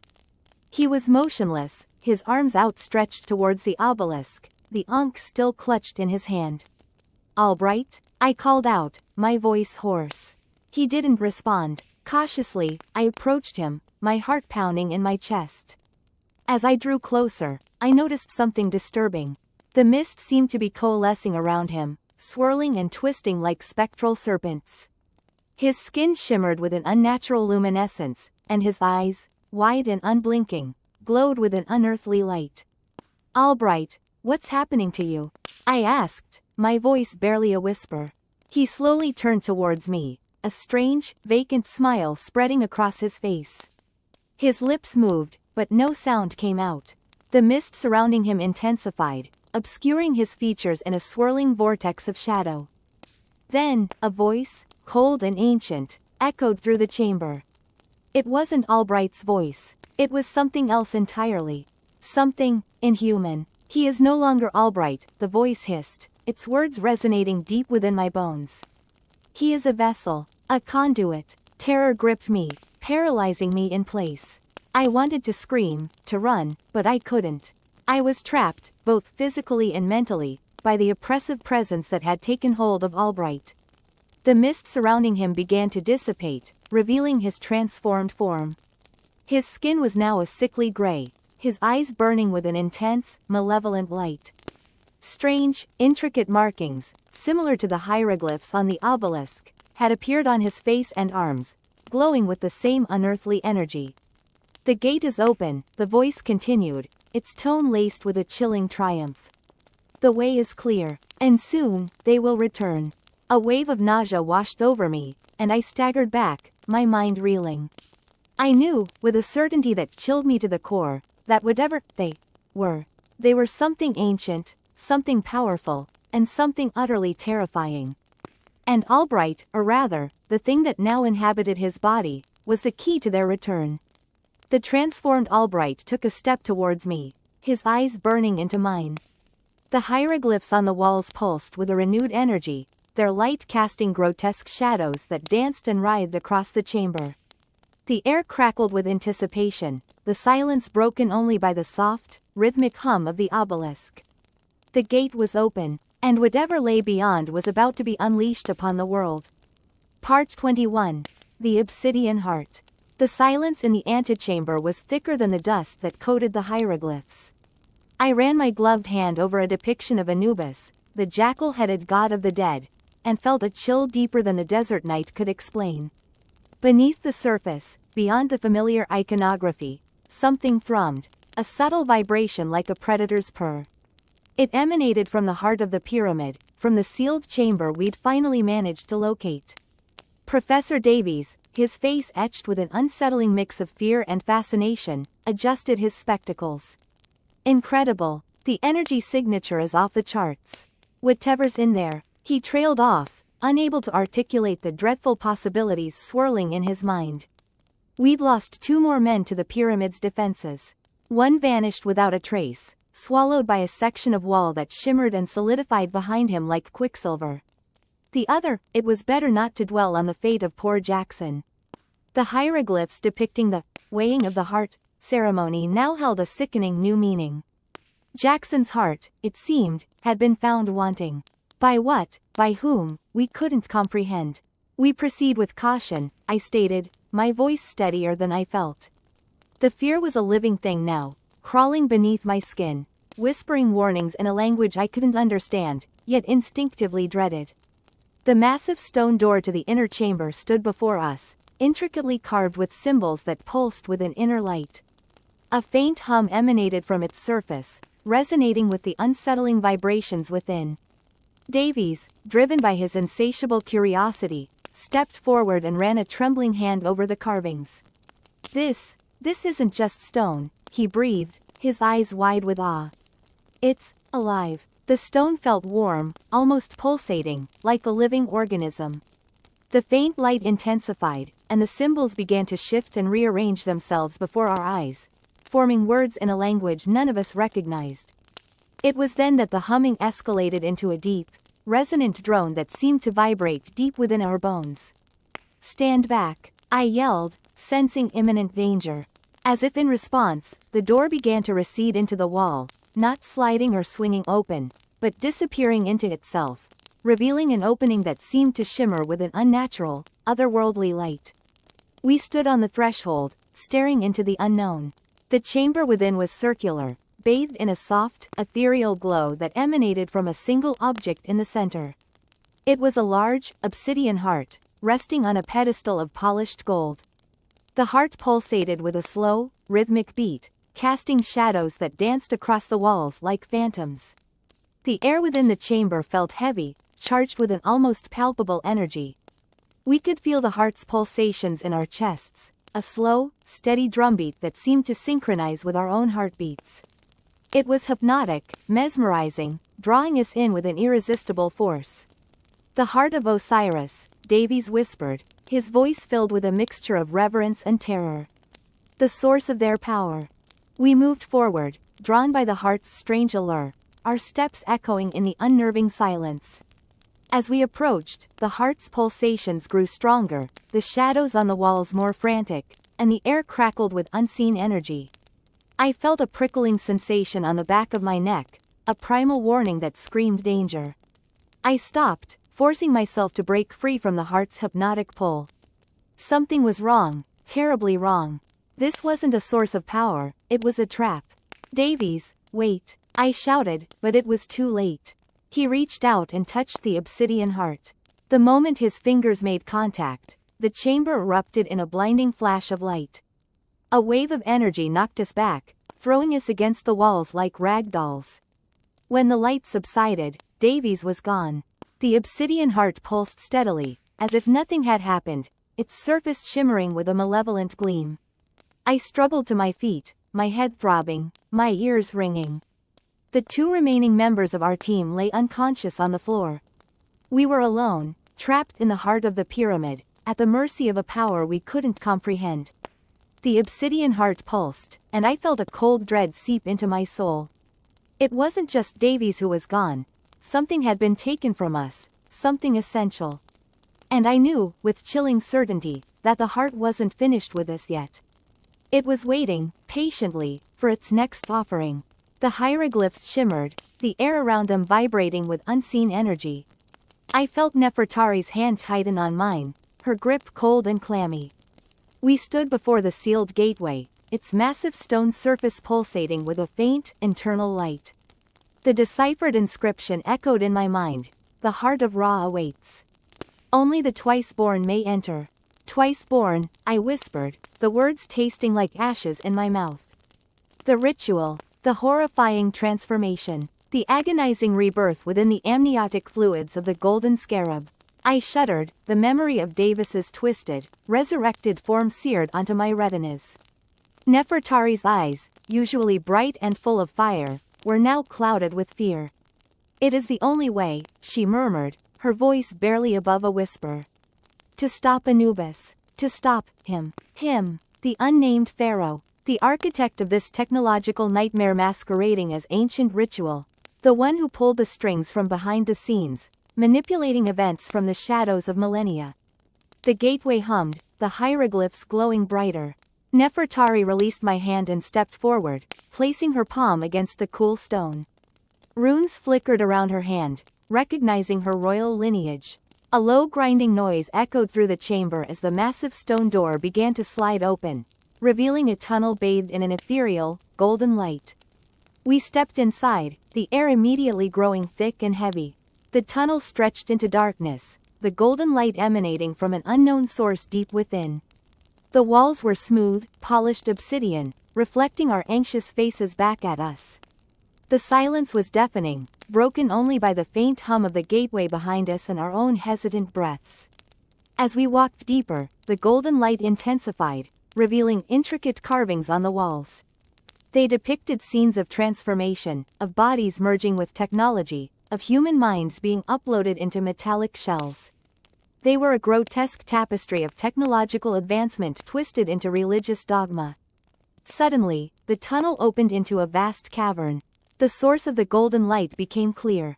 In the center of the cavern, suspended within a matrix of pulsating energy beams, floated a massive, golden scarab. It was easily the size of a small house, its legs intricately carved and its shell shimmering with an otherworldly radiance. The golden scarab, the heart of Ra, the engine of rebirth. Around the scarab, metallic platforms extended outwards, each connected to the central chamber by conduits of flowing light. On these platforms lay figures, shrouded in white linen. They were motionless, their forms eerily still. Sacrifices, waiting for their technological resurrection. Nefertari's breath hitched in her throat. She pointed to a platform near the base of the scarab. "There," she whispered, her voice trembling. The control unit. The platform was different from the others. It was larger, more elaborate, and in its center sat a complex console covered in hieroglyphic buttons and glowing screens. It was a stark contrast to the ancient ritual surrounding it, a blatant display of technological prowess hidden within a veil of religious symbolism. We made our way towards the platform, our footsteps echoing in the vast cavern. As we drew closer, I noticed movement among the shrouded figures. One by one, they began to stir, their linen coverings shifting and rustling. A low moan echoed through the chamber, followed by another, and then another, until the cavern was filled with the unsettling sounds of the reawakening. Fear gripped my heart. These were not the twice-born. These were something else. Something worse. Their movements were jerky, unnatural. Their moans were filled with a mindless, primal hunger. Nefertari reached the control platform and began frantically studying the hieroglyphs on the console. I don't understand, she muttered, her fingers hovering over the glowing buttons. The sequence is different. It's been altered. The shrouded figures were rising now, their linen wrappings falling away to reveal grotesque, metallic forms. They were cyborgs, their flesh fused with metal and wires, their eyes glowing with a malevolent red light. The Anubis Guard. But these were different, more advanced, more monstrous. They turned towards us, their red eyes fixated on our position. A guttural growl emanated from their metallic throats. They began to advance, their movements slow and deliberate, their metallic limbs clanking against the platform. Nefertari looked up at me, her eyes wide with terror. The pharaoh, she whispered. He's changed the sequence. He's turned them into something else. The first of the cyborgs reached the edge of the platform and leapt towards us, its metallic claws extended. Nefertari screamed, and I pushed her behind me, raising my antiquated pistol in a futile gesture of defense. The cavern was filled with the chilling clang of metal against stone as the army of cyborgs descended upon us. The heart of Ra pulsed above us, its golden light casting long, distorted shadows on the cavern walls. We were trapped, surrounded, with no hope of escape. The pharaoh's plan was unfolding, and we were mere pawns in his twisted game of technological terror. The cold, metallic grip of a cyborg closed around my arm. I looked into its glowing red eyes and saw only the reflection of my own impending doom. The twice-born were coming. But not for us. The hieroglyphs shimmered, a mocking mirage in the desert air. They shifted, rearranged, telling a story only the obelisk seemed to understand. We were trapped in its shadow, the 5 of us who remained, our faces etched with the horror of the past few weeks. The desert stretched endlessly around us, an ocean of sand beneath a sky the color of bruised plums. The silence was oppressive, broken only by the whisper of the wind, a sound that seemed to carry the whispers of the dead. We hadn't slept properly since the incident at the pyramid. The image of Professor Davies, his body contorted into an impossible angle, his eyes wide with a terror that transcended death, was seared into our minds. The obelisk, our supposed key to understanding this ancient, terrifying technology, had become our prison. We were tethered to it, unable to venture more than a few hundred feet away before an invisible force dragged us back, a silent, invisible leash. "We have to try again," Sarah said, her voice hoarse. Her once vibrant red hair was now dull and matted, her face gaunt. She clutched the Ankh, the artifact we'd recovered from the inner chamber, the one that pulsed with a faint, unsettling warmth. "Try what, Sarah?" I asked, my voice hollow. "We've tried everything. The hieroglyphs won't translate. The Ankh doesn't react. We're stuck." "The resonance," she insisted, holding up the Ankh. "It has to resonate with something. There has to be a connection." We had discovered that the Ankh emitted a low-frequency hum, a resonance that seemed to interact with the obelisk, causing the hieroglyphs to shift and shimmer. We believed it held the key to activating the obelisk, to understanding its purpose, to maybe, just maybe, finding a way out of this nightmare. We spent the rest of the day trying, fruitlessly, to find that connection. We moved the Ankh around the obelisk, touching it to different parts of the smooth, black stone. We chanted the few hieroglyphic phrases we thought we understood. We even tried using the small, handheld device we'd salvaged from the pyramid, the one that seemed to amplify the Ankh's resonance. Nothing. The obelisk remained impassive, a silent, monolithic judge. As dusk painted the sky in hues of orange and blood red, despair settled over us like a shroud. We huddled together at the base of the obelisk, seeking a comfort we knew we wouldn't find. The wind picked up, whipping sand against our faces, stinging our eyes. Suddenly, A low, guttural sound echoed from the desert. It was unlike anything we had heard before, a deep, resonating hum that vibrated in our chests. We looked at each other, fear etched on our faces. The sound grew louder, closer, accompanied by a faint, rhythmic thumping. Then, we saw it. A shape emerging from the swirling sandstorm, a colossal silhouette against the crimson sky. It was vaguely humanoid, but far larger than any human, its outline shimmering and distorting in the dust-filled air. It moved with an unnatural grace, its limbs long and spindly, its head elongated, almost reptilian. Terror gripped us, paralyzing us in its icy grip. The ankh, still clutched in Sarah's hand, began to vibrate violently, its faint hum now a deafening roar. The hieroglyphs on the obelisk blazed with an eerie, internal light, swirling and shifting with increasing speed. The figure stopped a few hundred feet away, its form solidifying in the fading light. It was taller than the obelisk itself, its skin a dark, metallic gray, its eyes glowing with an otherworldly light. It raised a hand, long and thin, with fingers tipped with sharp, obsidian claws. "It's responding to the ankh," Michael stammered, his voice barely a whisper. "The resonance, it's calling it." The figure took a step closer, the ground trembling beneath its weight. The wind howled around it, carrying a whisper that seemed to penetrate our minds. A language not of words, but of pure, raw emotion. Fear, dominance, and something far more ancient, far more terrifying. Sarah, her eyes wide with a mixture of terror and understanding, raised the ankh towards the approaching figure. "It wants it," she whispered. "It wants the key." As the colossal figure reached out its clawed hand, I knew, with a chilling certainty, that we had made a terrible mistake. We had unlocked something ancient, something powerful, something that should have remained buried beneath the sands of time. And now, it was coming for us. The last thing I saw before darkness consumed me was the ankh, glowing brightly in Sarah's outstretched hand, and the shadow of the colossal figure falling over us, blotting out the last vestiges of the dying light. The whispers in the wind intensified, becoming a chorus of inhuman voices, chanting in a language that resonated not with our ears, but with our very souls. And in that moment, I understood. We were not meant to understand the secrets of ancient Egypt. Some doors are best left unopened.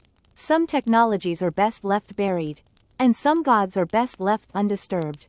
The air in the antechamber vibrated, a low hum that resonated deep within my bones. The hieroglyphs on the walls seemed to writhe, their intricate details shifting like sand dunes in a silent wind. I swallowed, the dryness in my throat making it feel like sandpaper. Ahead, the massive obsidian door that had swallowed Nefertari remained closed, a dark, unblinking eye in the face of the pyramid. "She's gone," I whispered, more to myself than to Dr. Samir, who stood beside me, his face a mask of horrified fascination. "Just, gone." He nodded slowly, his eyes still fixed on the door. The energy signature, it spiked, then vanished. As if she was deconstructed. Deconstructed. The word echoed the sterile, clinical nature of the technology we had unearthed in this cursed place. Technology that dwarfed our understanding, that hinted at a history far more complex and terrifying than we could have ever imagined. A history where the gods of Egypt weren't mythical beings, but powerful entities wielding forces beyond our comprehension. "We should leave," I said, my voice trembling slightly. "Seal this place. Bury it again. Pretend we never found it." Samir didn't respond. He was staring at the obsidian door, his hand outstretched as if he could feel the lingering energy signature of Nefertari's demise. The hum intensified, vibrating the very air we breathed. A faint blue glow emanated from the cracks around the door, spider webbing outwards across the polished stone floor. "Samir." I grabbed his arm, pulling him back.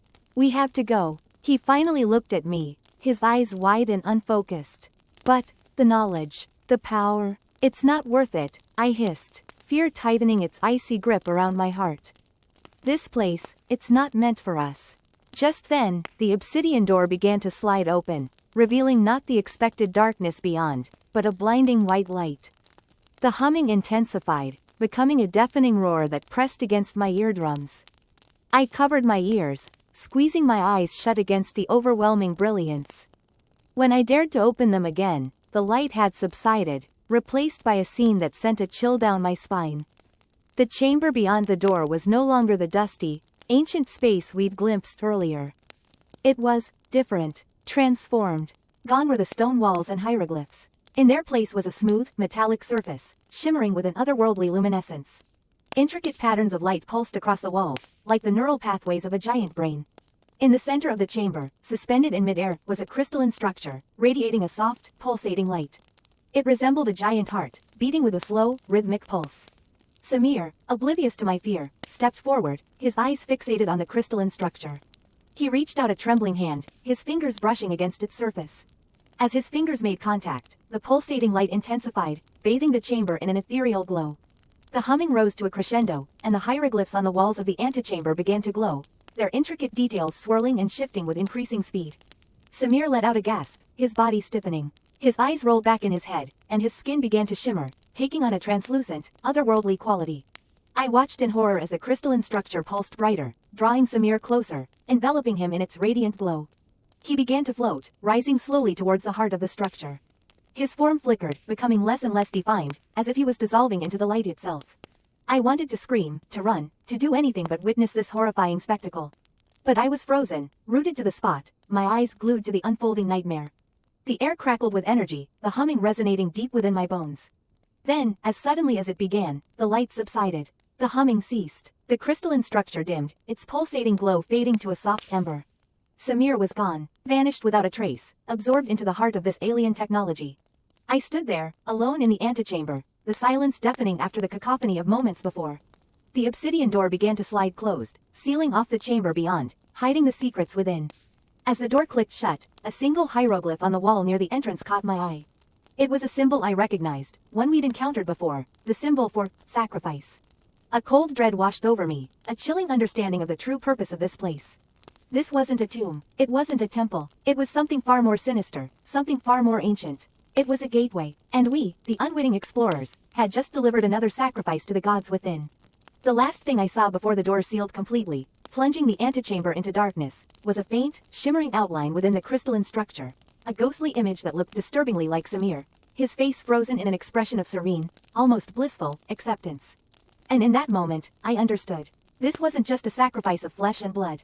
It was a sacrifice of the soul. The air in the antechamber crackled, a low hum vibrating the very stone beneath my boots.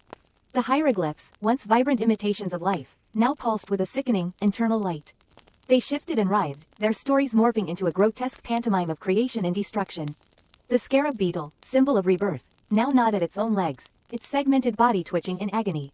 The ankh, the key of life, twisted and contorted, resembling a skeletal hand clutching at empty air. I stumbled back, my flashlight beam dancing across the scene, unable to land on any one point of horror for long. Ahead, the massive stone door leading to the inner sanctum shuddered. It wasn't opening, not in any conventional sense. The stone itself was rippling, as though the door were made of liquid, the surface disturbed by something vast and powerful stirring within. I should have run. Logic screamed at me to retreat, to flee back through the twisting corridors and out into the desert air, to warn the world of what lay beneath the sands. But the hum, the pulsating light, the sheer alienness of it all held me captive, a moth drawn to a destructive flame. The stone door finally gave way, not with a crash or a bang, but with a sickening slurp, like flesh peeling from bone. The opening revealed not a chamber, but a void, an abyss of swirling, iridescent colors that defied description. The air rushing out was freezing, carrying with it the scent of ozone and something else, something primal and deeply unsettling, like the smell of a dying star. I took a tentative step forward, compelled by a morbid curiosity that had long since eclipsed any sense of self-preservation. The hum intensified, resonating within my skull, vibrating my teeth. From the void, a voice spoke, not through the air, but directly into my mind. It was a chorus of voices, overlapping and dissonant, ancient and impossibly vast. You seek knowledge, the voices whispered, a caress of icy needles against my sanity. We offer understanding. I wanted to scream, to claw at my ears, to silence the intrusive whispers that wormed their way into my consciousness. But I couldn't. I was paralyzed, rooted to the spot, my will dissolving under the onslaught of alien consciousness. The void pulsed, and a shape began to coalesce within its swirling depths. It was vaguely humanoid, towering and impossibly thin, its limbs elongated and spindly, ending in hands with far too many fingers. Its skin, if it could be called skin, shimmered like oil on water, reflecting the chaotic colors of the void. Where its head should have been, there was only a swirling vortex of light, a miniature replica of the abyss from which it emerged. We are the architects, the voices continued, their whispers growing louder, more insistent. We shaped this world, and countless others. We are the weavers of reality, the masters of time. The figure extended a hand, its countless fingers writhing like worms. I knew, with a certainty that chilled me to the bone, that if I touched it, if I allowed it to connect with me, I would be lost. My mind would be shattered, my soul consumed, my very essence subsumed into the alien consciousness of this ancient, unknowable being. And yet, a part of me, a small, insidious part, yearned to reach out. The promise of knowledge, of understanding the universe's deepest secrets, was a temptation too powerful to resist. I was teetering on the precipice of oblivion, the abyss beckoning me with its siren song. Suddenly, a flicker of defiance ignited within me. A memory, a single, precious memory, surfaced through the fog of terror. The face of my daughter, her bright, innocent smile. That image, that fleeting glimpse of humanity, was enough to break the hold the being had over me. With a guttural cry, I ripped my gaze away from the figure and stumbled back, my mind reeling. The voices roared in protest, their whispers turning into a cacophony of rage and frustration. The figure lunged forward, its spindly hand reaching for me, but I was already turning, scrambling back through the opening in the stone, back into the relative safety of the antechamber. I didn't look back. I ran blindly through the corridors, the echoing screams of the architects pursuing me, clawing at the edges of my sanity. I ran until my lungs burned, until my legs screamed in protest, until I finally collapsed in the desert night, the cold sand a welcome embrace. I never returned to the tomb. The memory of what I saw, what I almost became, haunts me still. The world looks different now, tainted by the knowledge of what lies hidden beneath the surface, waiting to be unleashed. The architects are still there, I know it. And they are waiting. The sands whisper their secrets. Listen closely, and you